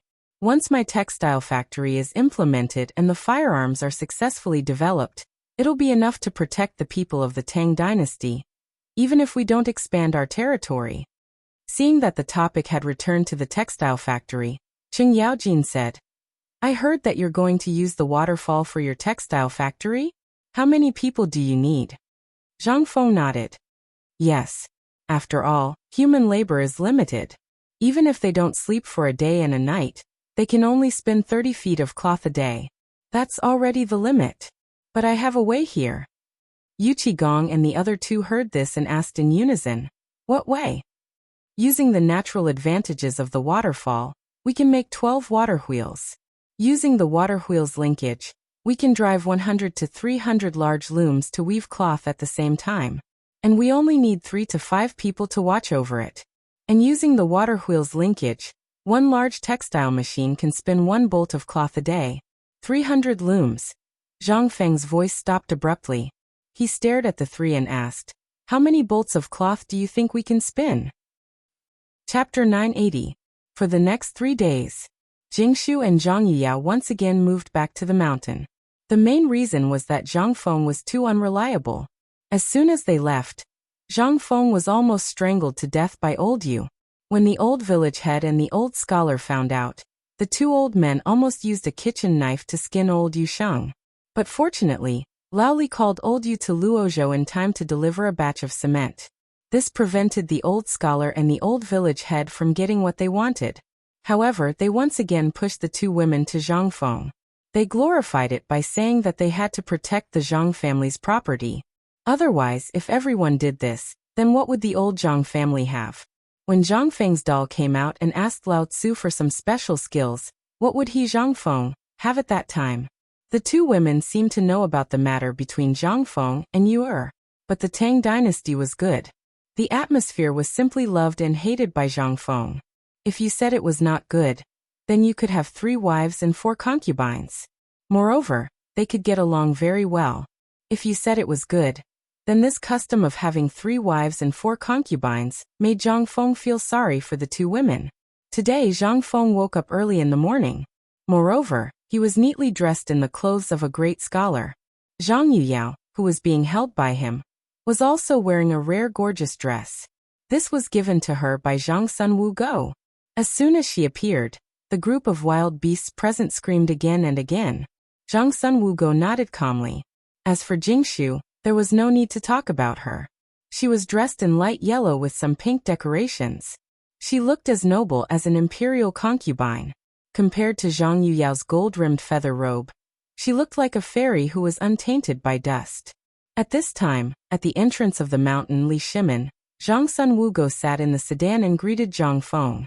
It could be considered as sending him off. Wei Zheng and the others also greeted Zhang Feng one after another. When they reached the mountain entrance, Zhang Feng brought the 2 women out of the carriage. He cupped his hands to everyone and said, "Everyone, there is no need to send me off. This time, it's either success or death. I, Zhang Feng, don't believe that the football and basketball I made can't beat him." Then Zhang Feng waved his hand. Li Chengqian and the others, who were wearing strange clothes and wanted to go crazy, lowered their heads and faces red, followed Zhang Feng hurriedly ran down the mountain. In these 3 days' time, Zhang Feng secretly went down the mountain once and found Cripple Wang. He instructed him to make the football uniform. Then he let Niu Weili use official means to buy 15 sets of leather armor from the army. Overnight he modified them into the red and white uniform that Zhang Feng wanted. The number 1 to 15 was painted in white paint on the chest. There was also a strange number on the back. However, above this number, there were 4 words that everyone could recognize. White Deer College. Every mid-autumn hunt was held in Lantian. This was a natural place for hunting. It was vast and sparsely populated. The scenery was beautiful, although it had experienced the erosion of the locust plague. But in this 1 month's time, under the nourishment of the autumn rain, the horn of life was once again in full bloom. The group of people went out of the range of Shao Mountain and headed west. As long as they followed the official road by the Wei River, the next town that appeared would be Lantian. Along the way, because there was only 1 day's time, they met up with the people from the Ministry of Works and Ministry of Rights at the Wei River Bridge. After completing the registration, they leisurely walked towards Lantian. Along the way, they spent another 2 days. In these 2 days, they were basically students from the 2 major colleges, plus students from the 4 major colleges of Hongwen-Guan and Chang, and university. They also hunted together, cooked together, and so on. There was nothing wrong with other things. 2 days' time passed in a flash. 2 days later, Zhang Feng stood in the middle of an open field and looked around. Li Chengqian smiled and asked, "You're looking for Erpi Gully, right?" Zhang Feng asked in surprise, "Is it here?" Li Chengqian nodded. Hearing this, Zhang Feng hurriedly squatted on the ground and looked at the stones on the ground. "Almost took one? Come over and dig it up to see if there was a coal mine below." Seeing this, Li Chengqian hurriedly dissuaded him. "You'd better stop. As far as I know, this is Erpi Gully, but it doesn't mean that this place is full of coal mines, right? I've already sent someone to inform old Nio. Perhaps old Nio will come over at night. You should prepare first. We'll depend on you later." Zhang Feng still didn't understand what Li Chengqian meant. Beside a river in the open field between two mountains, rows of tables and chairs were already placed. The students participating in the mid-autumn hunt were all standing upright in their respective colleges' seats. White Deer College and Tang and University stood in their respective seats. Without waiting for Zhang Feng to ask, a boy servant from the Ministry of Works glared at Zhang Feng with a sullen face and complained, "Seeing that this is your first time participating in the mid-autumn hunt, we'll let you off this time. Why aren't you going over quickly? We're waiting for you in the mid-autumn hunt." Chapter 981. Mid-Autumn Hunt. To a certain extent, it was just a formality to let the people from the Ministry of Works and the Ministry of Rights know what the students had learned in the past year. The most important thing was to get the outstanding students of the college to meet the people from the two departments first. To put it bluntly, it was to let the people from the Ministry of Works and the Ministry of Rights record the top talents in their notebooks first, and then report to the emperor. After the imperial examinations 3 years later, the emperor would personally check the papers of these people. The high scholars were basically selected from these people. However, this was not necessarily the case. This was because every year there would be many people who were hidden away by the college for some reason. They would only be released during the imperial examinations to amaze the world. This was also Zhang Feng's plan. Now there were so many people eyeing Chang, and University and White Deer College. If these people were released at this time, what would happen? The opening of the mid-autumn hunt was similar to the sports events in the future. First, the people from the Ministry of Works and the Ministry of Rights would praise the emperor. Then they would encourage all the students and so on. After that, the chancellors of the major colleges would go up to give a speech. Since the chancellors of White Deer College and Chang and University were both Zhang Feng, and this time, the Imperial College and Hongwenguan were on the same side, things were easier to handle. Originally, it was the Imperial College's turn to give a speech. Zhang Feng was prepared to study what these people were talking about. After all, he did not understand these things. It would be a lie to say that he was not nervous. However, this time the people from the Imperial College knew how to have fun. The two deans stood up at the same time. They smiled at Zhang Feng and said, "We have long heard that young Master Zhang is brimming with talent. Furthermore, there are countless amazing poems that have spread throughout the world. However, these are only one-sided. As everyone knows, as the dean of an academy and the chancellor, this is not only reflected in the Tao of poetry, but also in the Book of Songs and Etiquette. Although you invited the 4 great Confucians up the mountain, we do not know what methods you used. But if you want us to believe you, it's still a little difficult." At the Hongwenguan, a fat man wearing a white robe embroidered with a large character smiled and stroked his mustache. "Brother Sun, you're making things difficult for her. President Zhang is a newcomer." "Oh right, she's a great Confucian scholar who was jointly recommended by the 4 great Confucian scholars. We have to be careful with what we say." Chung Chimo and the others who were listening below were enraged. They almost wanted to beat them up, but they were still firmly held down by Li Chengqian. He knew that these 2 grandsons were going to be unlucky. Zhang Feng laughed coldly and patted Zhang Yuyao's and Jingshu's hands, who were trembling slightly. He got up and threw a punch at the 2 of them, as well as the 2 officials from the Ministry of Works and Ministry of Rights, who had been watching coldly from the side. This immediately made them frown slightly. If this was any other place, it wouldn't have mattered. But where was this place? This was the mid-autumn hunt, and the people who came were all literati. This kind of etiquette was simply a kind of contempt for them. However, the more Zhang Feng acted like this, The more the two people from the Imperial College and the Hongwen smiled. It seemed that the more outstanding Zhang Feng's performance was, the better it would be. Zhang Feng glanced at the two people and couldn't help but laugh. When the two people saw this, they were even happier. Prince Zhang, Lord Chancellor, please. Considering that you're the youngest great Confucian scholar in Chang, and in even the entire Tang dynasty, I'll give you the opportunity to be the first to give a speech in this mid-autumn hunt. Zhang Feng asked with a smile. May I ask who you are? The Imperial College's chancellor sneered and said, My surname is Sun, and my name is Yan Bo. I'm the chancellor of the Imperial College, grade 5. Oh, Yan Bo, hello. Are you sure you'll let me speak this time? Yan Bo was stunned. He didn't know what Zhang Feng meant, but he still nodded and said, Let's begin. Let's not waste everyone's time. Since Brother Yan Bo has spoken, then this humble Zhang will speak a few words this time. Zhang Feng waved his hand and said, I'm sure everyone knows about the Chang'an University and White Deer College, right? The reason why I set up the college was to let the people of the Tang dynasty escape from poverty. I believe that everyone has seen the incident caused by the locust plague. Let's not talk about what White Deer College did. These are all small matters. As long as it can benefit the people of the world, we'll do it. Let's not talk about what the college did for now. Let's talk about... Wait. The guy surnamed Sun couldn't stand Zhang Feng anymore. He hurriedly interrupted Zhang Feng and said, President Zhang, this is the mid-autumn hunt. Let's talk about the mid-autumn hunt. Zhang Feng curled his lips and said again, The reason why I set up the college was to let the people of the Tang dynasty be illiterate.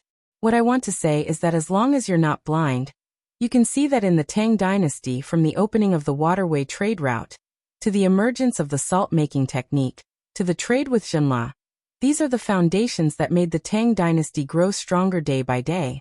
Think about it, what does a strong country need? What it needs is more people who can read.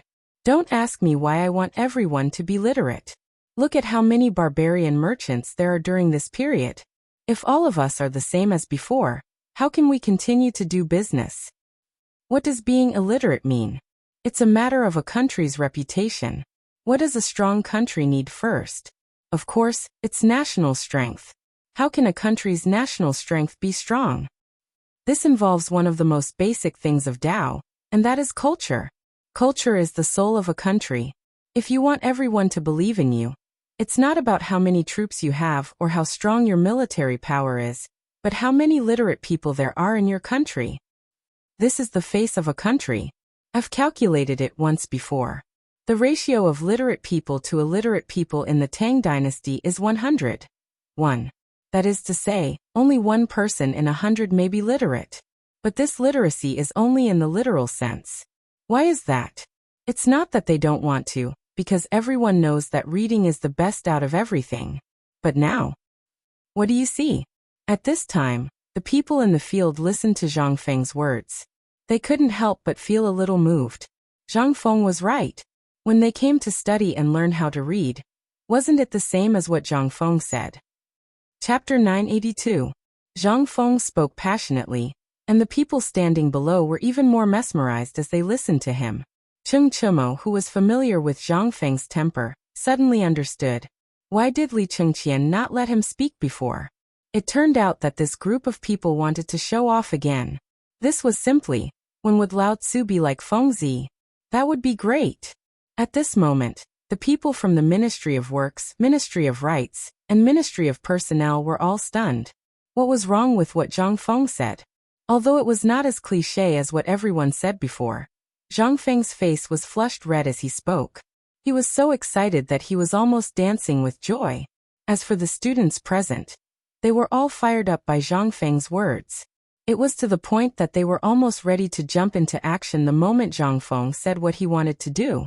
The people from the Imperial College and the Hongwen felt uncomfortable at this moment. Their faces were full of discomfort as if they had eaten feces. Their expressions were as uncomfortable as they could be. Zhang Yuyao, who was behind Zhang Feng, almost stood up to cheer Zhang Feng. Jingshu's eyes were also full of splendor. Our great Tang dynasty has heroes all over the world. If everyone had a tolerant heart, then our Tang dynasty would not be bullied by others. Since the era of Emperor Qin, look at our martyrs. Which one of them did not straighten their backs and work tirelessly for the rise of our Han people and culture? Emperor Qin unified the 6 states, forged a unified currency, and unified the written language. The Han dynasty was famous around the world for the prestige of our Han people. There was once a classic famous sentence. Do you remember? Those who offend our Han people will be killed no matter how far away they are. What is this? This is the first time we, the Han people, straightened our backs and let everyone in the world see us, the yellow-skinned and black-haired descendants of the Yellow Emperor, stand up. But what about now? Turn around and take a look. Our emperor has created an unprecedented civil and martial art system.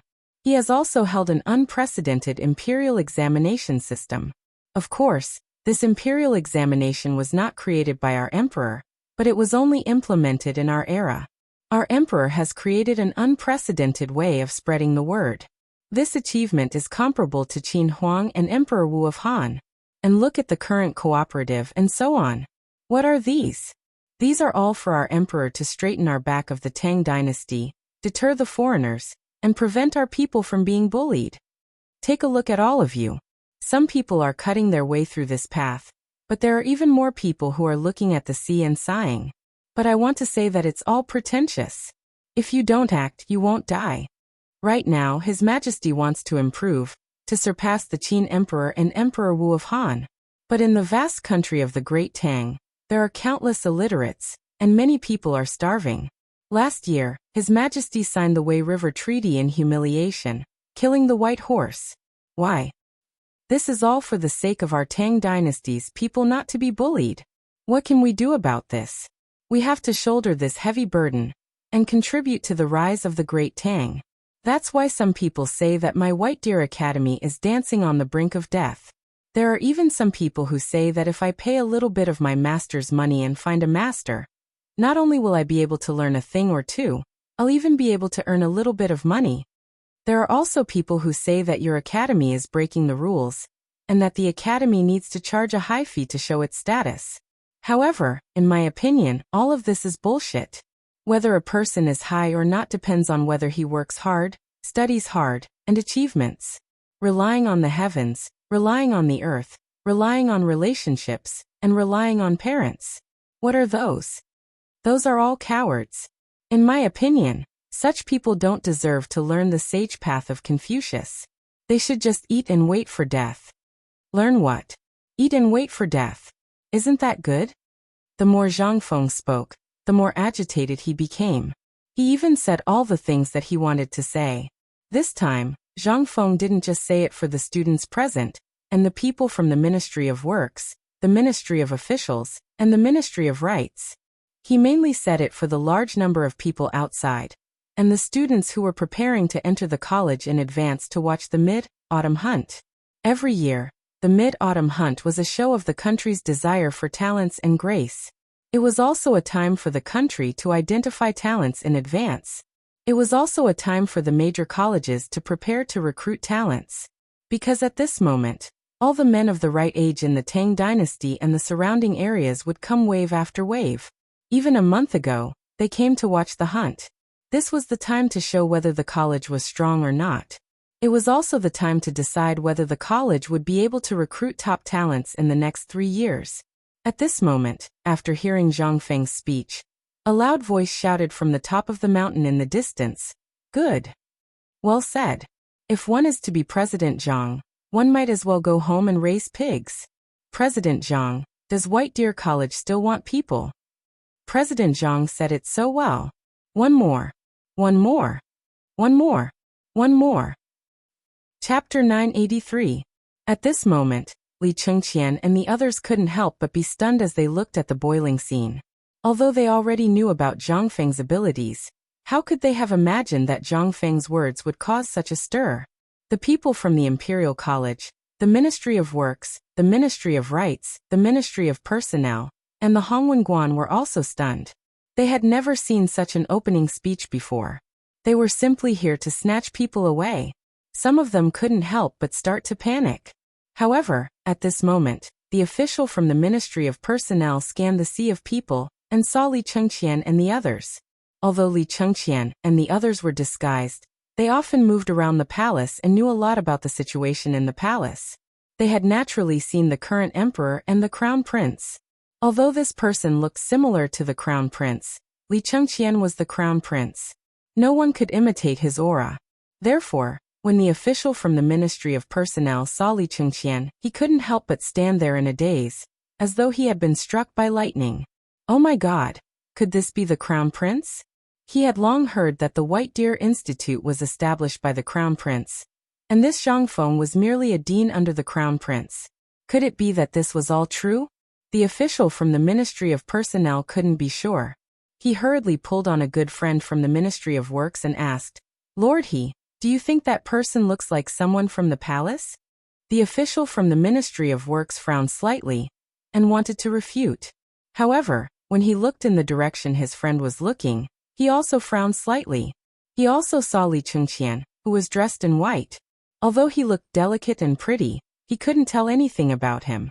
Due to their identities, Li Chengqian and the others were meticulously disguised every time they went out.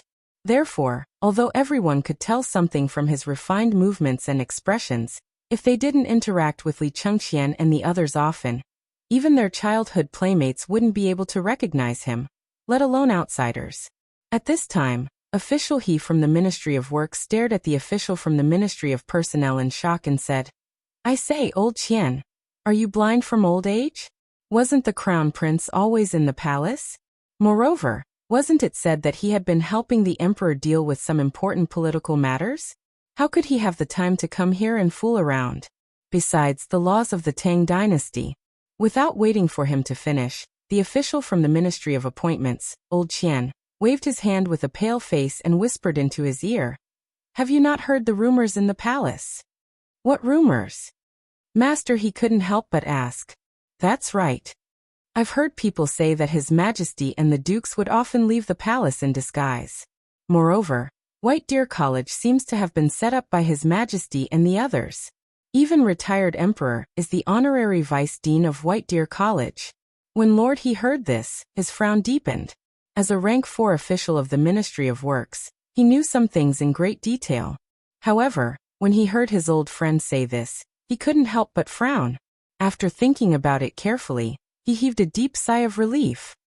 He patted the shoulder of the official from the Ministry of Personnel. "Old Qian, I'm telling you the truth. You're too nervous. If these things were true, why didn't Lord Zhongsun tell us? No matter what, we're an urgent department. If these things were true, why didn't we receive any news?" During this period of time, His Majesty and the Crown Prince have been terribly busy because of Chang'an's economy and the market at the foot of Shao Mountain. In addition, Zhenna's request for help has kept them busy. How could they have the time to leave the palace? Think about it carefully. Is Lord Zhongsun in the palace or the Ministry of Personnel every day? Have you heard about Lord Zhongsun leaving the palace? Moreover, you said that retired emperor is the vice dean of White Deer College? Aren't you thinking too much? The relationship between His Majesty and retired emperor has just improved. Why would retired emperor come out to mess around? Lord He patted the shoulder of the official with the surname Qian and smiled confidently. Old Qian, you're really ignorant. This is what retired emperor values the most. Do you think retired emperor will break his own rules and do this kind of thing? Do you think His Majesty and Empress will allow him to do this? Hearing this, the official with the surname Qian from the Ministry of Personnel heaved a deep sigh of relief. Indeed, the rules established by the retired emperor stated that no member of the royal clan was allowed to use any form to side with anyone. Although the rumors about the White Deer Academy were getting more and more ridiculous, even if he was beaten to death, he wouldn't believe that the retired emperor would do such a thing. Hearing Lord He's words, Lord Qian's complexion turned slightly better. The gaze he used to look at Li Chengqian and the others was no longer that respectful. Now that you've said it, it seems that I was really a bit too nervous. However, look at this brat's mouth, he really knows how to talk. Lord He glanced at Zhang Feng, who was talking incessantly and passionately, and nodded speechlessly. At this moment, Zhang Feng didn't notice, but Li Chengqian and the others had already noticed the abnormalities of the officials. Chapter 984. Just as Li Chengqian was pondering whether or not he should react, he saw the two of them whispering to each other before looking at him. They actually just ignored him. Li Chengqian couldn't help but let out a deep sigh of relief. These two sly old foxes were the main participants of this mid-autumn hunt. Furthermore, he had met them a few times in the palace, and had also met them a few times in the morning court. If their identities were to be exposed now, it would create a huge hole in his reputation. Fortunately, these two idiots were old and dim-sighted and didn't recognize him. However, this was also a warning to Li Chengqian. If he wanted to hide his identity for a long time, it wouldn't be enough to disguise himself. He didn't understand why his imperial father wanted to bury those things. What would happen if he directly told Zhang Feng? Would that brat be scared to death? At this moment, Zhang Feng's speech came to an end. The administrators from the Ministry of Works, Ministry of Rights, and Ministry of Personnel hurriedly walked forward and invited Zhang Feng down. They really didn't dare to let Zhang Feng continue speaking. They seriously suspected that this brat would continue speaking until the sky turned dark. The three officials waved their hands at the students, indicating for all of the students and the excited commoners to quiet down. Only then did they say, "What Principal Zhang said is extremely correct. It is just as Confucius once said, education is without discrimination. This is more or less the case. However, due to the time constraints, right now we will no longer pursue these matters, nor will we research these matters." If, without waiting for the official to finish speaking, he hurriedly waved his hand and shouted, "This matter isn't urgent. Once this mid-autumn hunt is over, Lantian County is very close to my White Deer College. At that time, I'll invite everyone to my White Deer College as guests. It just so happens that the braised meat, beggar's chicken, and beer were all invented by my White Deer College. At that time, I'll invite everyone to the mountain for a taste. How about it?" After Zhang Feng finished speaking, he added, "Everything will be free." Zhang Feng's words instantly caused a huge wave of cheers. At this moment, the officials from the three parties had already opened their mouths, but they didn't know what to say. You said to refuse, but how could you refuse now? At this time, it was no longer a question of whether they wanted to go or not. The key was that Zhang Feng directly took drastic measures to deal with them, directly blocking their way. The students had no choice but to go. The three of them could only cup their fists at Zhang Feng with a fake smile, indicating that they would talk about it after the autumn harvest. Then they hurriedly announced the official start of the autumn harvest. Actually, the sales were very simple. The first step was to have the students of the various academies have an academic exchange. To put it bluntly, it was to build relationships and brag. A group of people gathered together. Whoever said the winner would be the winner. Regarding this, Zhang Feng was not afraid of him. Needless to say, Chang and University was full of stubborn people recruited by Chen Tinia's people. Among the stubborn people who grew up in Chang and City, who could be ranked first in terms of talking. As for Chen Tiniu, the corners of Zhang Feng's mouth curled up slightly, and he mourned for all the students present for a second. Fortunately, this academic exchange lasted for 3 days. Zhang Feng had nothing to do, so he talked with the chancellor of the Hongwen Guan and the Imperial College for a while. However, basically, they were full of sarcasm and even wanted to get to the bottom of things. However, these people also knew that they couldn't win against Zhang Feng in terms of talking. In the end, they could only run away. After that, there was a 3-party meeting with the Ministry of Works, the Ministry of Personnel, and the Ministry of Rights, which was a little difficult to handle. Fortunately, Zhang Feng had Jingshu with him. Although Zhang Feng didn't understand these red tape, after watching Jingshu's verbal battle with the heads of the 3 major departments, it really did bring a lot of help to Zhang Feng. Zhang Feng couldn't help but feel excited and couldn't wait to hug and kiss Jingshu on the spot. This kind of trivial matter finally ended after 3 days.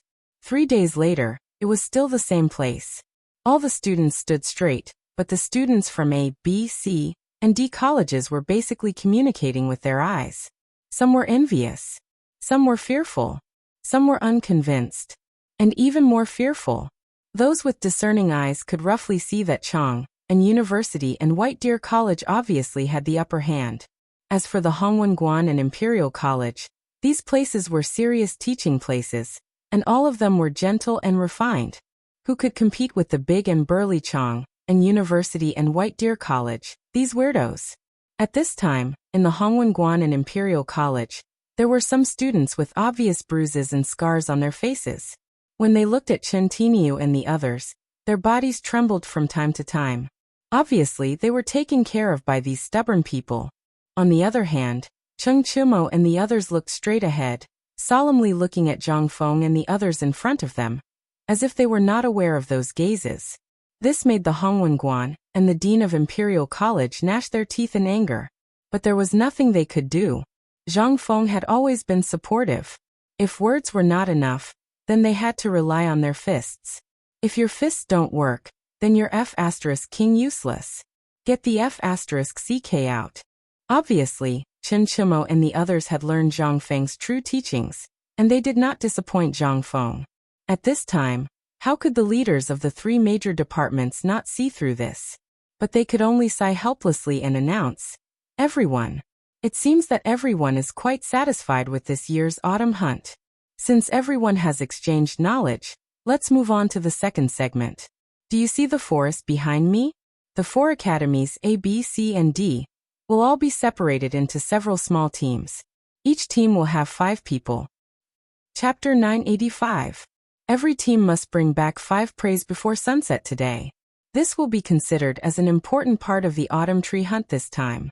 As for those who don't bring back 5 preys or didn't hunt any preys, 1 point will be deducted from them. And this time, the total number of students participating in the autumn hunt from each academy will be evaluated and ranked after the hunt is over. As for the academy with the lowest ranking, it will be directly eliminated.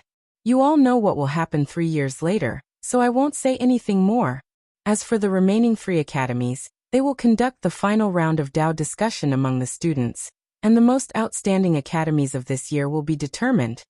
Similarly, the mid-autumn hunt will be judged based on points.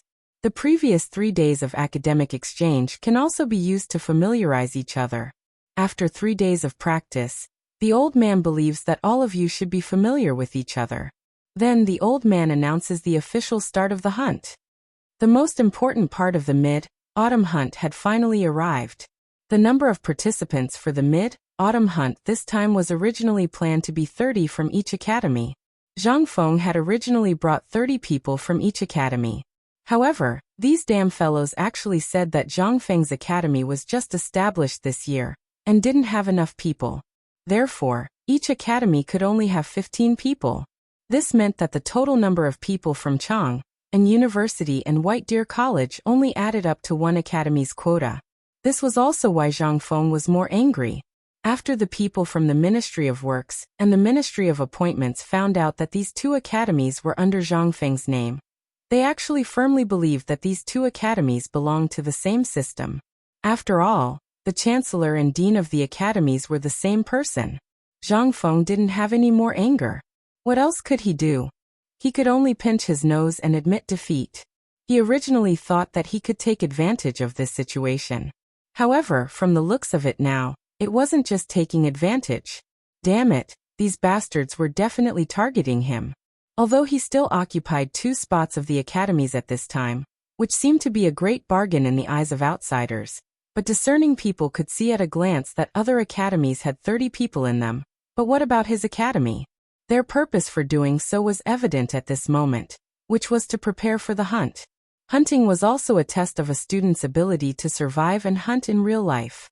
It was a test of coordination between the hands, eyes, and brain. Furthermore, there were people from other academies monitoring them, so it would be difficult for them to cheat. The success or failure of the mid-autumn hunt was mainly determined by points. At this moment, White Deer College and Chang and University were at a disadvantage in terms of numbers. There was a huge gap in points between them and their opponents. If they wanted to win, they could only rely on their own abilities. Zhang Feng did not doubt the abilities of these guys. Although they were stubborn, it was not easy to enter the circle of stubborn people in Chang'an City. These people were all second-generation heirs who had been abandoned by their families. They were proficient in eating, drinking, whoring, gambling, riding, and archery. This was also the reason why Zhang Feng had chosen them to come. As for White Deer College, Although there were only 5 people including Tainyo, there was still Hao Chujun, Ma Zhou, Lai Ji, and the others. To put it nicely, they were just going through the motions. In terms of knowledge, they were just going through the motions. As for relying on them to hunt and snatch the championship from these people, Zhang Feng could only think about it. Which one of those who could afford to study didn't come from a well-off family? What about Ma Zhou, Lai Ji, and the others? To put it bluntly, they were all from bumpkins.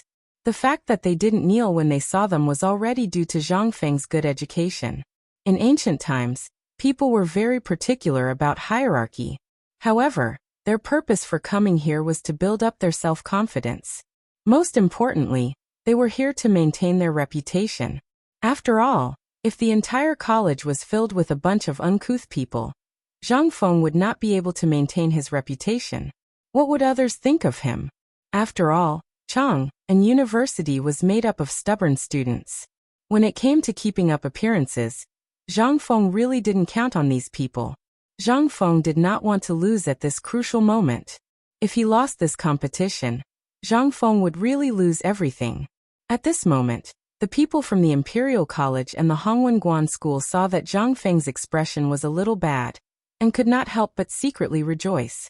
They seemed to think that Zhang Feng must be feeling distressed because of this. Zhang Feng glanced at the two of them, and did not say anything. At the command of Lord He from the Ministry of Works, a group of officials from the Ministry of Works carried a big box and appeared in front of the students of the 4 colleges. Inside the box was a dagger. The official from the Ministry of Appointments looked around with a solemn expression and said, "This hunt does not allow any injuries, deaths, or disappearances, especially those caused by people. If I find out that anyone dares to use brute force or violence, I have the right to expel them immediately and hand them over to the authorities for investigation. In the next 10 years, they are not allowed to appear in any college of the Tang dynasty. Otherwise, they will bear the consequences." Chapter 986. After a series of warnings, Lord Qian of the Ministry of Appointments waved his hand impatiently and signaled the students to set off. Zhang Feng was too lazy to care about these things. Chen Tiniu and the others were enough.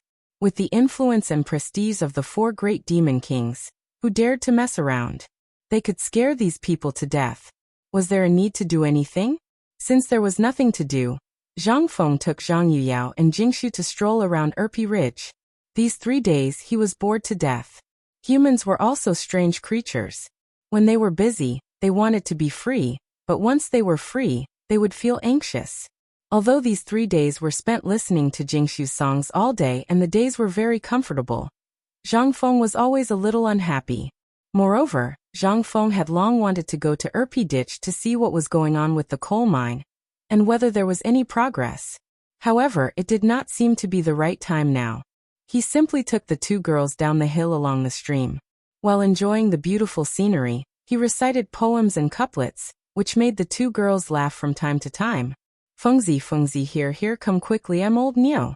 Just as Zhang Feng took out a silk thread from his silk clothes, and was about to weave a set of fishing gear, listen to music, and fish to live the life of an immortal, Niu Jindao sneaked out from the bushes not far ahead, and on his head was a straw hat made of leaves.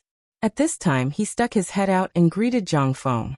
If Zhang Feng did not look carefully, he would not have recognized that this was Niu Jindao. Niu Jindao's appearance was so ugly that it could make children cry at night. At this time, Jing Shu and the other girl were so scared that their faces turned pale, and their beautiful faces turned pale. After Zhang Feng confirmed that this person was Niu Jindao, he kept the Mitsubishi Army knife in his arms and comforted the 2 girls. He stared at Niu Jindao and said, "Old Niu, it's broad daylight. Can you not scare people by pretending to be a ghost?" Zhang Feng's face darkened. He finally managed to get Zhang Yuyao to stop crying. He glared at Niu Jindao and said, "I've been here for 3 days. Why haven't I heard from you? Are you here to scare me? You're asking for a beating." Niu Jindao chuckled and emerged from the grass. He looked around and patted the dirt off his body. "I wanted to come out earlier, but isn't this to avoid arousing suspicion? If someone else finds out about this, it will be difficult for you to deal with this matter. Furthermore, the noses of the Ministry of Works and the Ministry of Personnel are all dogs. If they catch wind of this matter, do you think we will have anything left to drink? Hearing this, Zhang Feng nodded. Niu Jinda was right. If these two bastards knew about the existence of the coal mine, they would not be able to get anything. Zhang Feng could not help but ask anxiously, "Did you find that thing?" "I found it. Let's find a quieter place and eat while we talk." Zhang Feng's head was full of question marks. What the F***ck are you talking about while eating? So you've already prepared this beforehand, haven't you? With doubts, Zhang Feng held the two girls and followed Niu Jindao through the forest. After a while, they entered an open area. In the open area, there were three people who looked like servants. They were roasting a whole lamb over a charcoal fire. The whole lamb had been roasted like a pig. It was golden yellow and was still sizzling with oil. Zhang Feng's eyes widened at the sight. That's it. This was a beach protruding from the river. A thatched hut had been built in a hidden place in the beach. Zhang Feng could vaguely see some bedding and other things inside. It seemed that this was a sentry post of old Niu's men. Outside the sentry post, Zhang Feng could vaguely see 7 or 8 people holding sharp mo swords. They were on the trees or lying on the ground, staring at the surroundings like dead dogs. Niu Jinda pointed here as if showing off and said, "How is it? Ordinary people can't find this place, right? Come. I know you've suffered in the past 3 days. This is a wild goat caught in Erpi Ridge today. It's fat." As he spoke, Niu Jinda led the 3 of them to the roasted whole lamb that was being roasted. At this moment, the smell of the lamb mixed with cumin and pepper made Zhang Feng salivate. The premise was that old Niu had to take a bath first. Before they even entered, someone had already prepared a hastily made bamboo stool and a bamboo table by the side. After settling the 2 girls down, Zhang Feng looked at the roasted whole lamb. On the side of the roasted whole lamb, there were 3 roasted fishes that were being casually flipped. Zhang Feng was speechless. Zhang Feng was about to vomit after eating so much lamb. However, when he saw the fishes, his eyes started to shine. He pulled the 2 girls and went forward without saying anything. He searched for wild onions and fresh ginger by the river. After a while, Zhang Feng picked up a broken pottery jar that was still intact from the river, and poured some chopped onions into it. He poured some ginger juice into a bowl, and drizzled it on the roasted fish. In an instant, the smell of the roasted fish exploded. After that, Zhang Feng rummaged in his arms for a while and took out bottles and jars. He smeared them on the fish for a while. Then, he chased away the 3 people who were roasting the whole lamb inside. This lamb is a proper lamb. However, after being messed with by you guys, it's completely ruined. Our lives are tough. For the sake of my stomach, let me do it. Niu Jinda had been looking forward to it for a long time. He was waiting for Zhang Feng to say that. When Zhang Feng said that, Niu Jinda grinned and handed the dagger in his hand to Zhang Feng. "Here's the dagger. You do it." Chapter 987. Zhang Feng didn't bother to pay attention to Niu Jinda. After all, this rare picnic made Zhang Feng miss his college life. Niu Jinda looked at the mutton while thinking. Niu Jinda's eyes were fixed. He kicked all the guards out to look for the wild onions and wild ginger that Zhang Feng had just found. Someone even sneaked into the mid-autumn hunt camp and stole a big pot. He twisted all these things into ginger juice and handed it to Zhang Feng. When half a pot of ginger juice was poured down, there was a burst of sizzling sound on the charcoal fire. The rank odor of the roasted whole lamb was covered by the thick ginger juice. In an instant, the tempting fragrance of the mutton overflowed again. Niu Jinda swallowed his saliva. Zhang Feng could only roll his eyes. In the end, even Zhang Yuyao and Jingshu stared at the golden roasted fish and roasted whole lamb and drooled. Zhang Feng had no choice but to put down the whole roasted lamb in his hand. He twisted a handful of onions and put them on the roasted fish. He roasted them on the fire and handed them to the 3 of them. However, there were only 3 fish. At this time, Niu Jinda looked at the roasted fish in the hands of Jingshu, Zhang Yuyao and Zhang Feng with a stuttering face. Zhang Yuyao was shy and handed the roasted fish in her hand to Niu Jinda with a red face. This Niu Jinda was simply transformed from an animal. After catching the fish, under the dumbfounded gazes of Zhang Feng and the others, he swallowed the fish in big mouthfuls. Zhang Feng was horrified to find that this guy didn't even chew. He just swallowed it directly. Seeing this, Zhang Feng felt a toothache. He was afraid that this old guy would be choked by the fish bones and couldn't breathe. But fortunately, Zhang Feng really underestimated Niu Jinda's appetite. After swallowing the roasted fish that was more than a caddy in his hand, Niu Jinda looked at the bottles and jars that Zhang Feng put on the ground. While Zhang Feng was eating the roasted fish, he poured the rest of the condiments onto the mutton, imitating Zhang Feng's actions. However, after doing so, Zhang Feng's bottles and jars were completely empty. A spicy smell and a strong smell of cumin filled the air, causing Zhang Feng to seriously doubt whether the whole roasted mutton that had turned from golden to black was poisonous or not. However, when Zhang Feng saw that Niu Jinda was actually sucking his fingers, and then secretly cutting his flesh with a blade to eat, Zhang Feng was so disgusted that he almost threw up last night's meal. Looking at the ground, what frightened Zhang Feng the most was that there was at least a caddy of salt in the gourd-shaped bottle that was as big as a fist, but this guy actually poured all of it. This old guy actually poured all of it on the roasted whole lamb. Wouldn't that kill people? After Zhang Feng and the other two pointed to their stomachs and said that they couldn't eat anymore, Niu Jinda happily held the roasted whole lamb and tore off a hind leg, chewing it in big mouthfuls. Seeing this, Zhang Yuyao's face turned pale. It wasn't until he finished eating the leg that Niu Jinda wiped his greasy mouth and said, "Boy, we really got lucky this time." Even though Zhang Feng was prepared, when he heard Niu Jinda's words at this time, he was really confused and asked, "What? What? You ask me what?" The Erpi ditch you mentioned is simply a great gift from the heavens to the Tang dynasty. When we first came here, we really didn't know where to find this thing, but fortunately, there was a burst of autumn rain before. After a long drought and a good rain, there was actually a landslide in this mountain. Guess what? As her body slid down, a black mass was instantly revealed. "That's coal," Niu Jinda said with exultation, and the beard on his mouth was dancing. "In the end, I sent someone to investigate the situation. And guess what? Good heavens, the whole mountain was filled with King coal. Brother, if we didn't get lucky, what is this?" Zhang Feng was also a little shocked, although he faintly felt that there was indeed coal reserves in Lantian. Moreover, it had already been mined since the Song dynasty. There was no way to trace back the specific time of mining. However, from the conversation between the few of them, he could be sure of one thing, and that was in the beginning of the Tang dynasty. This era had not yet discovered a place to live, so it was really unclear whether there was coal in this mountain or not. However, Zhang Feng knew that this Lantian coal field was a super big coal mine that was said to not be emptied within 100 years. One had to know that this had been mined for more than 1,000 years before. Even so, it was not emptied. It could be imagined that this time, they really hit the jackpot. However, at this time this had nothing to do with Zhang Feng.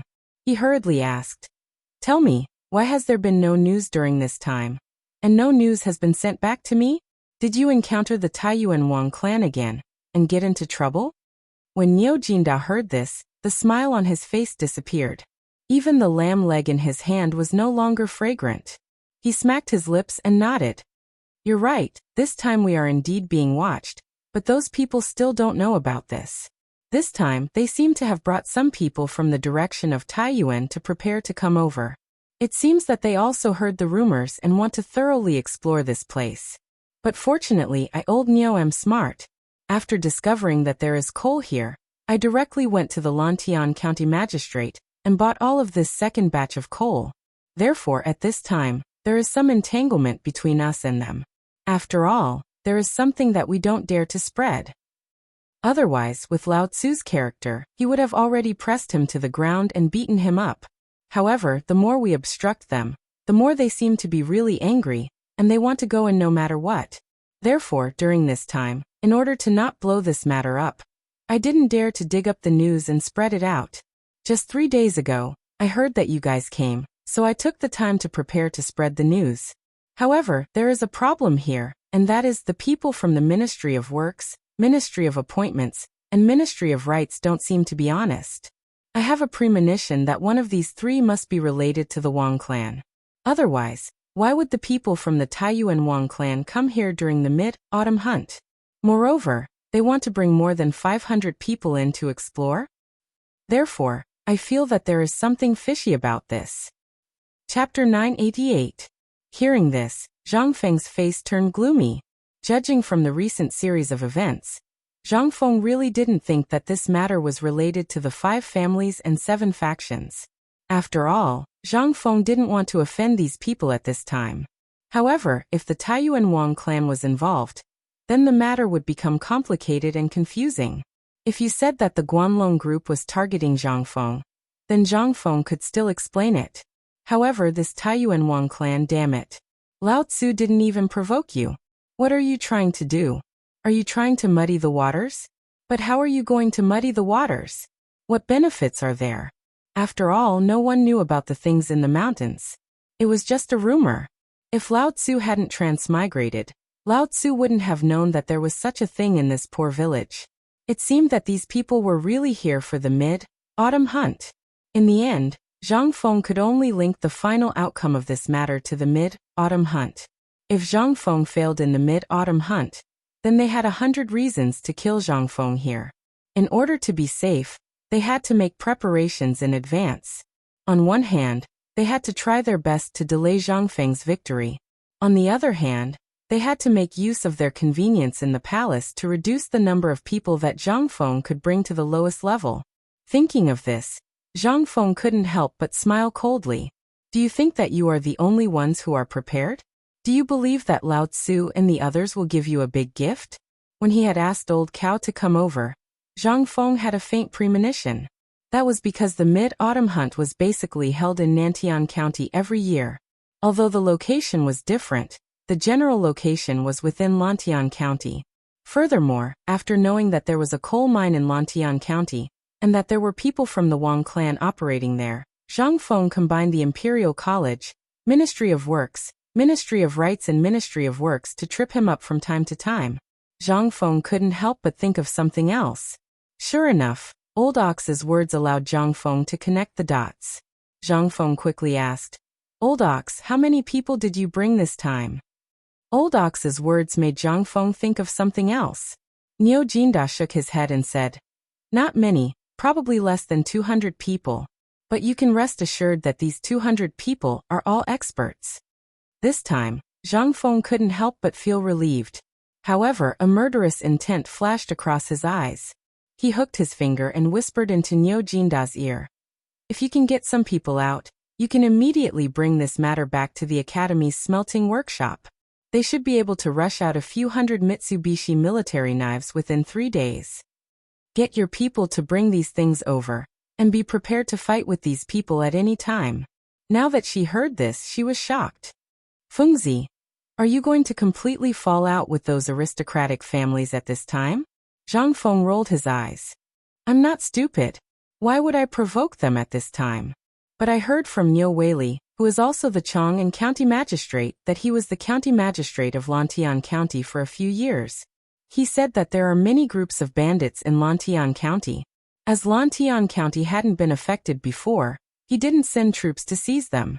But you said that if during the mid-autumn hunt or when these people want to take action. Before Zhang Feng finished speaking, Niu Jinda's eyes instantly lit up. Good plan. This is simply a good plan. I understand, I'll do it now. As for the other things, I don't know, so I'll leave them to you. As long as you say something. I've already sent my right-hand man to ambush you. As for the rest of the things, not to mention more than 500 people, even if they send 10,000 people, I, old Niu, will not take them seriously. Zhang Feng smiled and shook his head. But he didn't say anything. And these people, Zhang Feng was just preparing a backup plan. After all, this coal mine was related to Chang'an. This time, if the coal mine was exposed, these people in old Niu's hands would be the most powerful backing to guard this coal mine. As for these people wanting to take action, Zhang Feng really wanted to see what these people wanted to do. This is one of the things. There's one more thing. Help me pass a message to Mr. Bosher. Tell him to prepare for the mid-autumn hunt invitation. Tell them to speed up their training. At most 10 days, at least 5 days, we will definitely return to the academy. Although Niu Jinda didn't know what the Mitsubishi bayonet and what he meant by preparation, He still followed Zhang Feng's instructions. He waved to a person beside him and then nodded.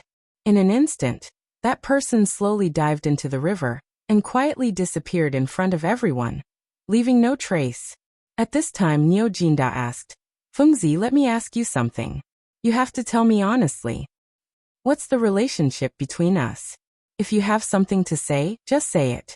Zhang Feng gritted his teeth with the thin bamboo stick while looking at Niu Jinda. But at this time, Niu Jinda was looking at Jingshu and Zhang Yuyao. His meaning couldn't be more obvious. Zhang Feng smiled faintly and said, just say it. We're a family. There's nothing to hide. Although Zhang Feng's words were very normal and natural, listening to the two girls' ears, there was another layer of meaning. Niu Jinda couldn't help but stare at the two girls with his eyes wide open. The way he stared at the two girls changed. It seemed that he wanted to see something different from the two girls. Could it be that this guy suddenly changed his personality and took these two girls? Chapter 989. At this time, Zhang Yuyao and Jingshu's faces were red from embarrassment. Jingshu was wearing a veil, so nothing could be seen. However, from the way she gripped Zhang Feng's hand, it could be seen that her heart wasn't calm.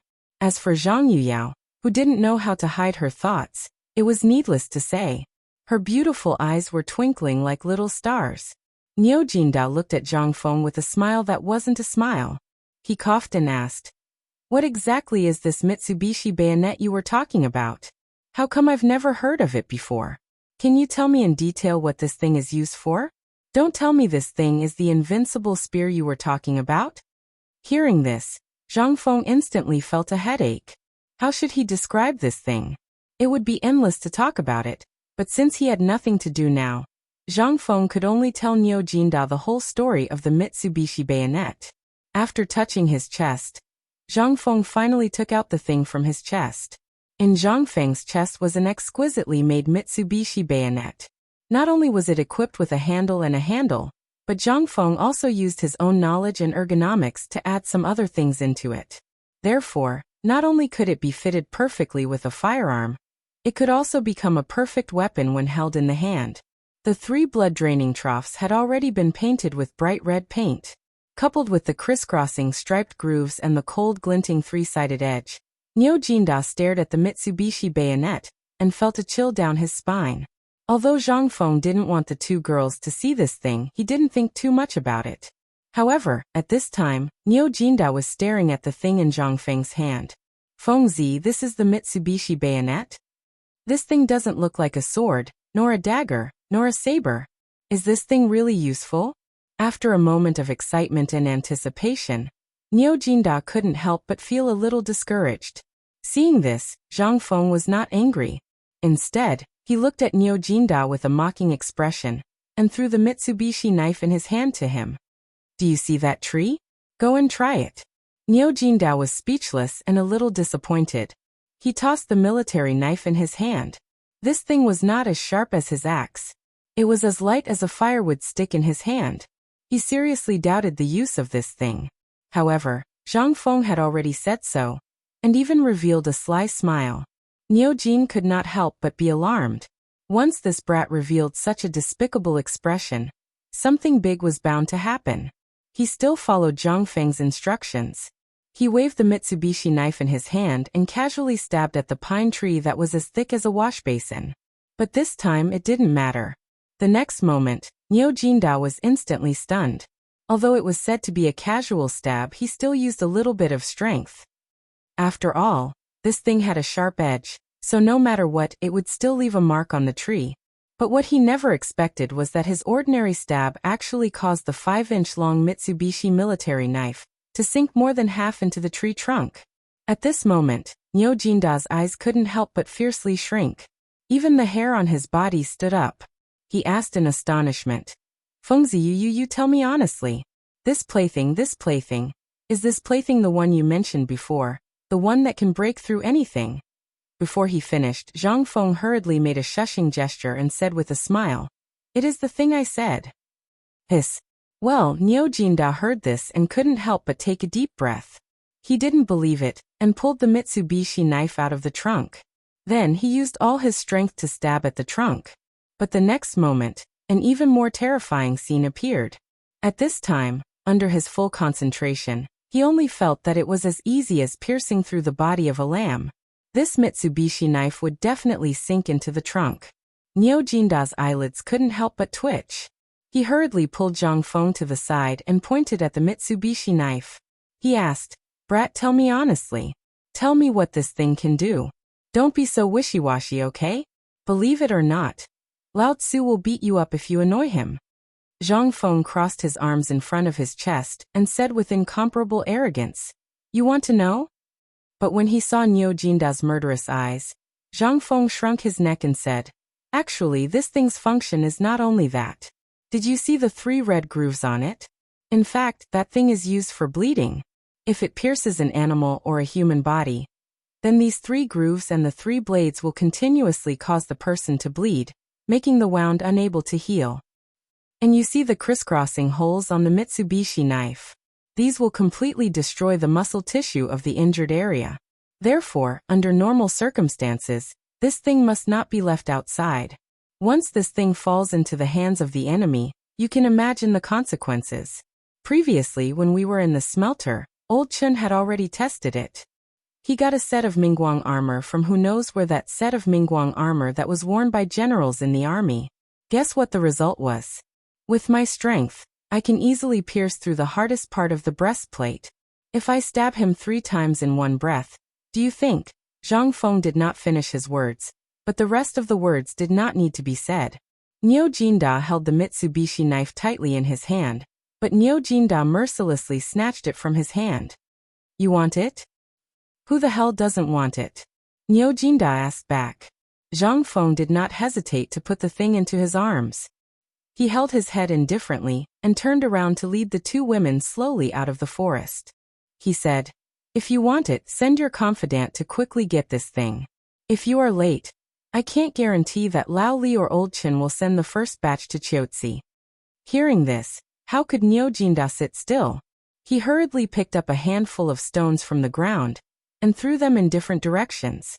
He shouted in a low voice, "What are you bastards waiting for? Hurry up and get this thing for Lao Tzu. If you are late, when you come back, Lao Tzu's legs will be removed." Chapter 990. Beside the waterfall of White Deer College, Yu Shinan and the other 3 sat around a stone table under a jujube tree. The poker cards on the stone table were still blown all over the place by the wind, but these did not attract their attention. Even the jujubes on the jujube tree, which were their favorite, could not make them happy. It seemed that ever since Zhang Feng left, the few of them had started to feel unhappy. It was as if they had something on their minds.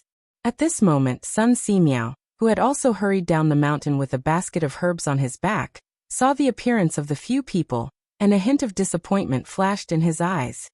He threw the empty basket of herbs on his back to the ground, and sat down beside the few people, sighing. "When this kid was here, he was quite annoying, but I didn't expect that after he left, I really couldn't bear to part with him. I wonder how he is doing in Lantian." Yu Shinan smiled bitterly and passed the teapot beside him to Sun Simiao. "I heard that during this mid-autumn hunt, the Hongwen Guan and the Imperial College colluded to go against our White Deer College." Sigh. Oyangsun slammed the stone table. "If I knew, we would have gone with them. If we went, old man would like to see what kind of tricks those guys can pull." At this moment, Shiva's unique voice sounded from afar. Hearing this, everyone hurriedly looked in the direction Shiva came from. After a while, Shiva hurriedly appeared beside them. Without waiting for him to catch his breath, Oyangsun hurriedly asked, "Did Fengzi send a message?" Shiva first shook his head, then nodded. "It's a message from Ling, but it's not from Master. It's from Master Niu." Hearing that it was Niu Jinda, their eyes flashed. Oyangsun asked again, "Sit down and tell us slowly." Niu Jinda had been in Lantian for some time, but there had been no news. However, they also knew what Niu Jinda was doing. First of all, Niu Jinda had already met up with that kid. As for safety, with Niu Jinda around, who would dare to touch that kid? After Shiva recovered slightly, Oyangsun hurriedly said, "Hurry up and tell me, what happened to your teacher? How is the mid-autumn hunt going?" Shiva couldn't care less about their identities. After panting for a long time, He took out a letter and handed it to Ouyang Sun. There was a cow drawn on the cover of the letter. This was Nyo Jinda's unique symbol for letters, especially since this cow only had one horn. In this world, other than Nyo Jinda, no one else would draw a cow like this. Seeing this, their eyes lit up and they hurriedly opened the envelope. In the letter, he recounted everything that had happened to Zhang Feng at Erpi Ridge. Nyo Jindao even bragged about the coal mine and Taiyuan Wang clan. They automatically filtered out Nyo Jinda's bragging, and mainly focused on Zhang Feng's part. When they saw that Zhang Feng was really targeted on the mountain, the old men who were over 50 years old slammed the table, and threw the chairs in anger. When they saw how Zhang Feng had actually cleverly used the Imperial College and Hongwen Guan to set up a trap, not to mention how he had cleverly ruined the scheme. He had even unrestrainedly promoted the teaching philosophy of White Deer College, causing everyone on the mountain to be fired up. The old men couldn't help but laugh heartily. Ha ha ha, old man knew that this grandson had the most wicked ideas. Who would have thought that these two sly old foxes would actually fall into the hands of that kid Zhang Feng? Awesome. How delightful. Isn't that so? I've already said that this kid doesn't like to be taken advantage of. If it weren't for the fact that we're already so old, do you think we would have been able to survive until now? Chu Suiliang glanced at Ouyang Sun and said, "Usually, aren't you the one who hates to see this kid the most?" Ouyang Sun stroked his beard and said without blushing or panting, "Old man, this is called beating people up. The more you like a talent, the harder you should beat him up. Jade won't become anything if it's not cut and polished." Aha. Fine, fine, fine. What you said makes sense. But what we should be concerned about now is how to make these people suffer again when they reach the mountain, right? Yu Shernan's voice fell. The old men's eyes flashed involuntarily. They gathered together like children, and began to discuss with each other. Ouyang Sun took the lead and said, "Old man thinks that at this time, the football on the mountain is still not good enough. But think about it, this basketball is still very promising." That kid said this before. Coupled with the morning exercise, the old man thinks that this will be an unforgettable scene for these people. No. Yu Shernan knocked on the table and pointed to the letter and said, "Look, this kid has made such a big deal this time. If we follow the previous plan, it's very likely that we will lose face. Why don't we play a big game?" Ouyang Sun looked at Yu Shernan with some worry. He suspected that this old man had brainwashed Zhang Feng. He asked, "Tell me about it. As long as we don't go overboard, we can still talk about it." Yu Shernan smiled and looked around. He said, "Actually, we are a little too conservative. After going up the mountain, look at this place. Is there anything that we have seen before? Or is there something familiar? So we should learn from that kid. Since these people want to make things difficult for us now, right? Then why don't we be more high profile?" Chapter 991. After all, Nyo Jinda's men were not qualified to enter the Imperial Palace. Compared to entering Shao Mountain, it was much easier. At this time, Nyo Jinda's men finally waited for Zhang Sun Wuji at the entrance of the Imperial Palace with great difficulty. At this time, it was already 4:45 in the afternoon. Zhang Sun Wuji naturally knew Nyo Jinda's men. As soon as they met, Zhang Sun Wuji waved his hand and turned back, leading the man into the Imperial Palace in a hurry. As soon as they entered the Imperial Palace, Zhang Sun Wuji took the opportunity to ask while waiting on the Vermilion Bird Bridge, "Are you here with news of the mid-autumn hunt?" When the guard heard this, he hurriedly said, replying to Minister Zhao, "This time I'm here with two pieces of news. One is about the Wang clan and the coal mine. The other is about the mid-autumn hunt." Hearing this, Zhang Sun Wuji could also understand the importance of this and did not say anything more. He knew that this was not a good place to talk. He just wanted to prepare in advance. He had a hunch that Nyo Jinda's men would come. It seemed to be related to the coal mine. However, he did not expect that it was related to the Wang clan's men. This made things difficult. As for Zhang Feng, the people in the Imperial Palace were not worried about that kid at all. As long as his brother did not harm others, they would be grateful. Hoping that others would harm him? It depended on who that person was. Just the people from the Imperial College and Hongwen Guan alone. If it was not that Zhang Sun Wuji looked down on them, they were not even qualified to carry Zhang Feng's shoes. This was the truth. Zhang Sunwuji did not favor anyone. The two of them waited for almost an hour again. The commander of the Jinwu guards rode a big horse and personally came to escort the two of them into Taiji Palace. In the imperial study, Li Shimin and Li Yuan also seemed to be discussing something. Li Shimin waved his hand and said, "Let's talk first. How did the Erpi Gully coal mine get involved with the Wang family? I remember hearing that the Wang family hasn't been to Erpi Gully for a long time. Is it because there's a member of the Wang family among you?" Li Shimin looked at Li Shimin and said. The guard was so scared that his whole body trembled. This was the first time he had seen the emperor at such a close distance. Although it was enough for him to brag about it for the rest of his life, the might of the emperor still made him somewhat afraid to breathe. "Your Majesty, this is what happened this time. We were ordered to go to Erpi Ridge. As soon as we arrived, General Niu had already sent people to buy the entire Erpi Valley, including a large piece of land in Erpi Ridge. He also announced to the public that General Niu was going to build a residence there and retire there." Li Shimin frowned slightly. If that's the case, shouldn't it have attracted the Wang clan's people? Or should I say, the coal mine here has already alarmed the Wang clan? Li Shimin's heart could not help but sink slightly. Could it be that the Lantian County government, which was the closest to Chang'an, was also the Wang clan's people? Just as Li Shimin was about to let Xiao Gizi investigate this Lantian County government, the guard said again, "Your Majesty, this matter may also be related to Prince Zhang." When the guard said this, Li Shimin and Li Yuan looked at each other and asked almost at the same time, "Speak quickly." Zhang Feng's matter was quite complicated. This time, someone was obviously targeting him. As for changing the target, Li Shimin and Li Yuan, as well as the Guogong, were still having headaches. No one knew who was targeting Zhang Feng. At this time, hearing the guard's words, who were Li Shimin and Li Yuan, they thought of something in an instant. The guard hurriedly said, "Your Majesty, a few days ago, on the second day after General Niu took down Erpi Ling, the Wang clan's people came up the mountain. General Niu also thought that these people came because of the coal mine, but today, after a secret meeting with Prince Zhang at the foot of the mountain, he learned that all of this seemed to be related to Prince Zhang's mid-autumn hunt." Hearing this, Li Shimin and Li Yuan could not help but be shocked. Was this mid-autumn hunt so difficult? The duo's countenances suddenly turned grim. Li Shimin waved his hand and said, "Are you sure what you said is true?" "It's true. I heard it with my own ears." Hearing this, Li Shimin's face suddenly changed. "Come in." Little Gizi, who was guarding outside the door, hurriedly entered the imperial study. Li Shimin said with a gloomy face, "Pass down my order. Immediately investigate all the properties of the Taiyuan Wang clan in Chang'an City.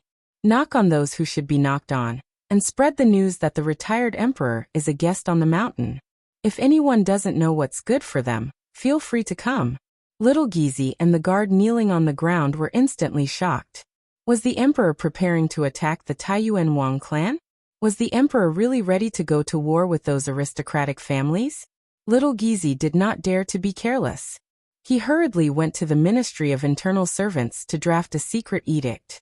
At this time, Li Shimin said, "Did Zhang Feng say what to do about this?" "Prince Zhang said to let me and others go to the smelting workshop of White Deer College to get 100 Mitsubishi bayonets. At this time, they should have gone up the mountain." Chapter 992. After sending the person away, Li Shimin paced back and forth in the imperial study for a long time before saying, "Father, what do you think Fengzi means by doing this?" Li Yuan smiled as he smoked his cigarette. He said faintly, "You've been with that kid for such a long time. Can't you see that this kid is someone who can be persuaded by reason but not cowed by force? This time, he might really be angry. These people have touched his bottom line. If it were you and me, what do you think would happen?" Li Yuan said so. Li Shimin was silent. In his eyes, Zhang Feng had always been a lazy and carefree person who had nothing to do. He had always been careless about many things. This was also one of the reasons why Zhang Feng could attract people. However, this kid was extremely sinister. Once someone offended him, or someone he didn't like, they would be in big trouble. Just like what was written in a handwritten letter from Niu Jinda on Li Shimin's desk. This kid turned the mid-autumn hunt into his storytelling in a tea house. Not only did he not let these two people laugh at him, But he also made White Deer College famous. What was this? This was simply a godlike operation. Everyone has been misled by this kid's appearance. Although this kid is not a good person, he is not a bad person either. He just wants to live the life he wants to live. However, these people are always thinking of ways to annoy him and mess with him. You think, even a rabbit will bite when it's anxious. What do you think this kid will do when he's anxious? Li Shimin couldn't help but be at a loss for words. From the current situation, this kid was really angry. From the fairy cream incident to using the mid-autumn hunt and the environment of Erpy Ridge, he wanted to kill Zhang Feng there. These people's intentions were simply terrible. Li Shimin gave several orders in succession. All the orders were directed at the three core departments of the Ministry of Works, the Ministry of Rights, and the Imperial College in Hongwen-Guan. Li Shimin had long wanted to move these departments. However, he had never had the opportunity, time, and capital to contend with these aristocratic families. But now, due to the emergence of the cooperative and the opening of the waterway trade, as well as the Mitsubishi bayonet and the gun that Zhang Feng made at this time, Li Shimin wanted to completely concentrate all the power in his hands, as Zhang Feng said. And now, Zhang Feng was preparing to do this at this time, which also gave Li Shimin an opportunity. Erlang, you have to think clearly. Once you fight with the 5 surnames and 7 Wang, and the Guanlong aristocratic family, it will inevitably cause the people in Shandong will react. Are you sure you can deal with it? With the current situation in the Tang dynasty? Li Shimin couldn't help but hesitate. Li Yuan was right. These aristocratic families were basically of the same breadth and branch. If there was only one person in the East, it could almost be said to be fighting against these aristocratic families at the same time. If these aristocratic families took any action, it would be a big earthquake for the Tang dynasty. In addition, the Tang dynasty's periphery was unstable at this time. If such a thing happened at this time, what would happen? Li Shimin couldn't help but be silent. At this time, seeing Li Shimin like this, Li Yuan sighed and said, "In fact, all this is not your fault. This is the cancer deposited by the previous dynasty. I think if you want to do it, you should start with the imperial court. After all, the Ministry of Works, the Ministry of Rights, and the Ministry of Works are the important core of the Tang dynasty. These people hit a little deeply before, so we couldn't do anything. But now that these people have jumped out, we have a reason to get rid of these arrogant guys." In fact, Li Yuan was very clear about the reason why the Sui dynasty fell, and why the Tang dynasty could rise so quickly. It was that night in Taiyuan when he had a talk with the Guanlong 8 great families, as well as the people of the 5 surnames and 7 clans, which made the Li family of Longxi recognize his identity, and thus laid the foundation for the Li Tang dynasty. However, to get rid of the restraint of these aristocratic families, Li Yuan had been working hard all the time. However, after the last incident, Li Yuan gradually distanced himself from the imperial court. But at this time, he really saw hope. The reason why he reconciled with Li Shimin was that he saw in Zhang Feng the shadow of getting rid of these aristocratic families, and making the Tang dynasty truly glorious. Therefore, at this time, Li Yuan's heart, which had long been extinguished, was burning again. The imperial study was completely silent. As time went by, slowly, the setting sun had long been hidden in the mountains of Qinling. A bright moon, which had not been seen for a long time, hung high in the sky of the imperial palace, like a lantern. Under the cover of the night, the lights in the imperial study flickered as people discussed something in low voices. Outside the imperial study, although it was already night, the night sky was like a monster with its bloody mouth wide open, looking down at the busy figures on the ground with a ferocious expression. Chapter 993. The next morning. In the sky, it started to drizzle again. The temperature in the air suddenly dropped. At this time, it seemed to be telling everyone that the majesty of autumn was inviolable. The grassland on Pyrolite Mountain was wet. Before dawn, a group of students and craftsmen in the mountain were running around Pyrolite Mountain while chanting songs that could shake the entire heaven realm. On Shao Mountain, there was also a group of students wearing undershirts. They were sweating on the basketball court that was built on the thatched beach between the teaching building and the dormitory building. At this time, there was no longer the appearance of the thatched beach. Instead, There were more than 10 or 20 basketball courts of various sizes. At this time on the basketball court, Yu Shernan and others were taking the lead and hitting the basketball on the court. Their movements were simply unsightly. The students who were watching by the side burst into exclamations from time to time. At this moment, Sun Simiao grabbed Chu Suoyang's beard and snatched the basketball from his hand. Then, he smugly ran straight into a student. That student had long been scared speechless by their godly actions. Seeing Sun Simiao coming, how could he dare to block it? He hurriedly stepped aside and made a gesture of invitation. At this time, fortunately, Zhang Feng was not here. Otherwise, he would be so angry that he would vomit blood. A ball hit the backboard. The force that the hardest sandalwood could counterbalance still made the backboard burst into painful groans. How is it, Brother Bashi? I told you to practice the 5 animal frolics technique with old man, but you didn't want to. Now you know that your physical strength can't keep up, right? Sun Simiao wiped the sweat on his face and sat on the side of the basketball court, panting, drinking hot tea. The remaining 4 old men played again. They seemed to feel that playing with this group of students was not fun, so they resentfully gave up the basketball court. Sitting on the side of the basketball court, Chu Suoyang shook his head and smiled bitterly. I have to admit that I'm old. It hasn't been a quarter of an hour, and I'm so tired that I can't stand straight. Tomorrow, you have to prescribe me a good tonic to nourish my body. Sun Simiao glanced at Chu Suoyang's terrifying belly and his eyelids twitched. Old man, I feel that Fengzi's method is really suitable for you. How so? Chu Suoyang asked while panting. Don't tell me that what this kid said about prolonging one's life is true. This thing can fool others, but we are not old fools. Sun Simiao was stunned. But it all seemed to be true. That thing was really something. However, Sun Simiao still shook his head and said, You're wrong. This thing is indeed good for your health, especially for someone like you. You're so fat and you don't have much exercise.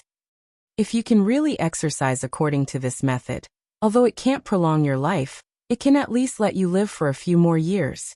Moreover, it can also relieve your asthma and even cure it. Do you believe me? This time, not only Chu Suoyang but also Yu Shernan Ouyang Sun, and the other 2 were completely shocked. Their eyes were wide open. They pointed at the students who were dodging and jumping on the basketball court and said, Old son, don't tell me that this is a joke? Because this thing is really not funny at all. Sun Simiao shrugged. I'm telling the truth. Old man really underestimated this thing before. Did he really think that this thing was born out of the 5 animal frolics? Old man, to be honest, although some things are indeed born out of the shadow of the 5 animal frolics, this basketball is better. To put it bluntly, Fengzi hasn't said that this thing can be used in the military. Otherwise, do you think we will have a chance? Yu Shernan said with a little lack of confidence. It seems that Fengzi once said that this thing can be used in military training. This time, the 4 of them instantly fell silent. However, the passion in their eyes didn't diminish in the slightest. Previously, when Zhang Feng said that this thing could strengthen the body, they thought that it was just a saying. Now they had personally experienced it. Putting this aside with Sun Simiao's praise, how could it be fake? It must be known that Sun Simiao and the few of them had been friends for decades. Everyone knew Sun Simiao's character. When they heard Sun Simiao's words, everyone looked at the basketball court not far away. Just as they were about to go up and move their seemingly rusty bones, Sun Simiao smiled and said, That's enough. You are all old bones. If you continue like this, your bodies will be the first to be unable to take it. Let's go, let's go. Let's go and study how to link this morning exercise, running exercise and basketball. Fengzi has already dealt with the mid-autumn hunt. We should also put in some effort and let those people see what kind of existence White Deer College is. Chapter 994. Erpi Gully was bustling with activity today. From afar, people from the Ministry of Works and the Ministry of Rights had joined forces with the local county magistrate to surround the area. The purpose of this was to allow these students to hunt safely, so as to prevent any commoners from accidentally entering and suffering unnecessary injuries. And in this Erpi Gully, when Ching Chimo and the others entered, all the students of White Deer Institute and Chang and University were like releasing a tiger back into the mountain.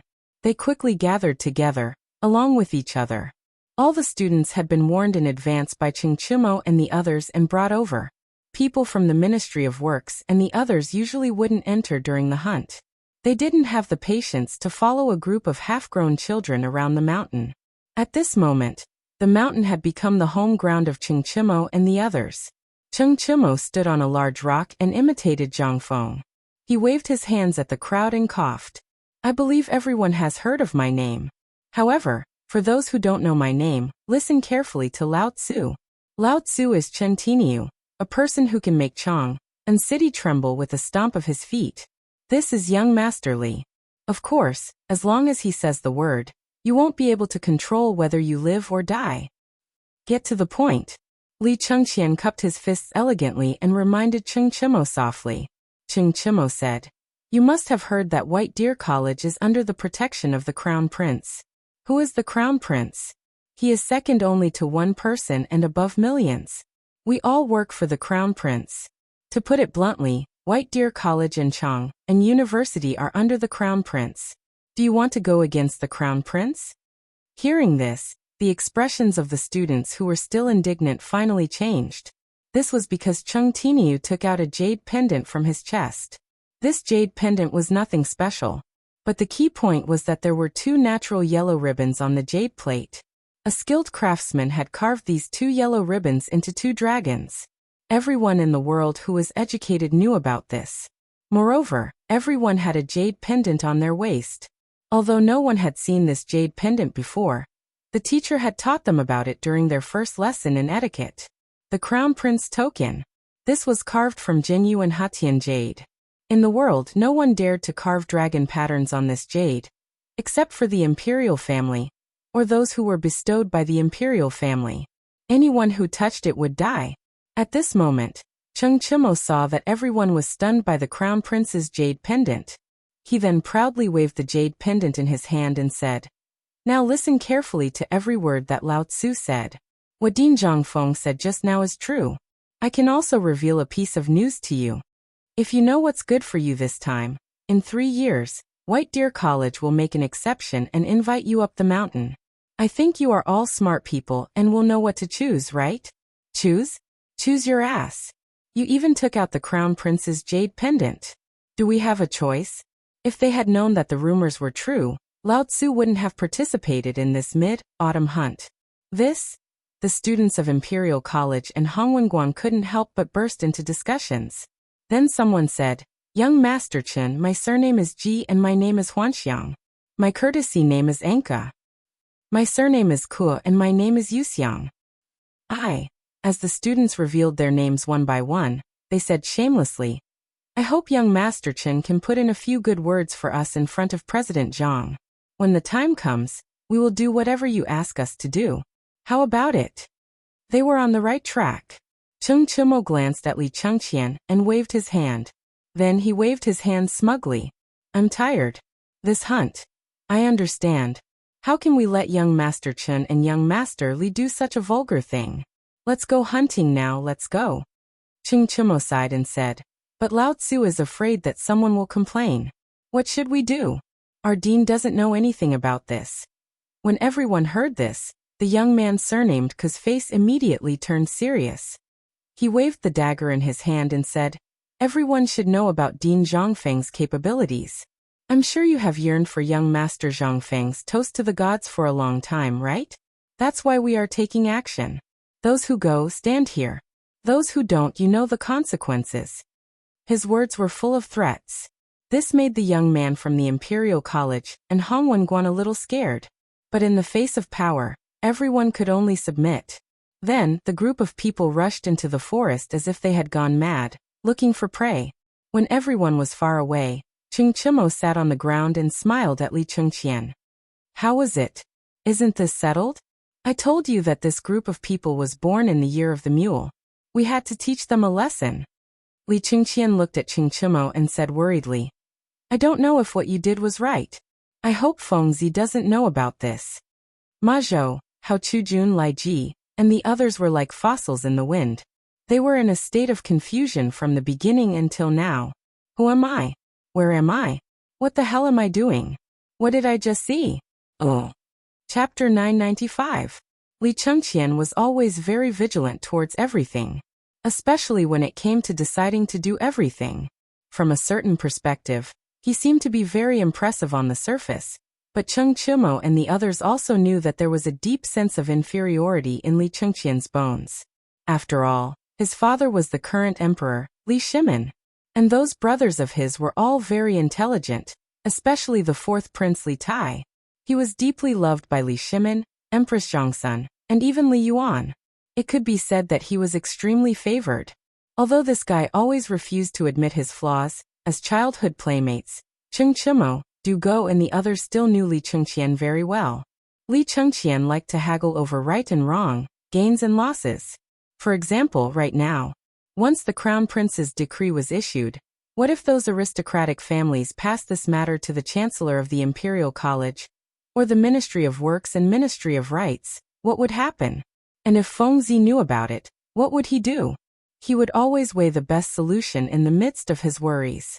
At this time, Du Go, Wei Shiyu and the others looked at the dazed Li Chengqian, and couldn't help but shake their heads slightly. Although they could usually fool around without a care in the world, they knew that Li Chengqian's worries were too heavy. This was also why the emperor wanted Li Chengqian to come and learn from Zhang Feng. Also, how could the emperor not know about Li Chengqian's frequent visits to Yan Lai Lu? The crown prince was one of the 4 great demon kings. How could the emperor not know these matters? As long as one was familiar with them, they would be able to understand the reasoning behind it. It was just that the current Li Chengqian still couldn't let it go. The others also didn't want to point it out. After all, the matter was very simple. It was just that Li Chengqian couldn't accept it, so what could they do? They were very envious of Li Chengqian, because Zhang Feng and the others basically all learned one thing each, but they put in a lot of effort on this kid. Whatever they learned, they would pass on to him. But what about Li Chengqian? He was always afraid of the tiger in front and the wolf behind. He could only rely on himself to comprehend this. No one could help him. At this moment, the mid-autumn hunt was about to begin, accompanied by the cries of the wild boar and the excited shouts of the students. The Tang emperors loved to hunt. Starting from Li Yuan, there were many records of Li Yuan hunting in the history of the Tang dynasty.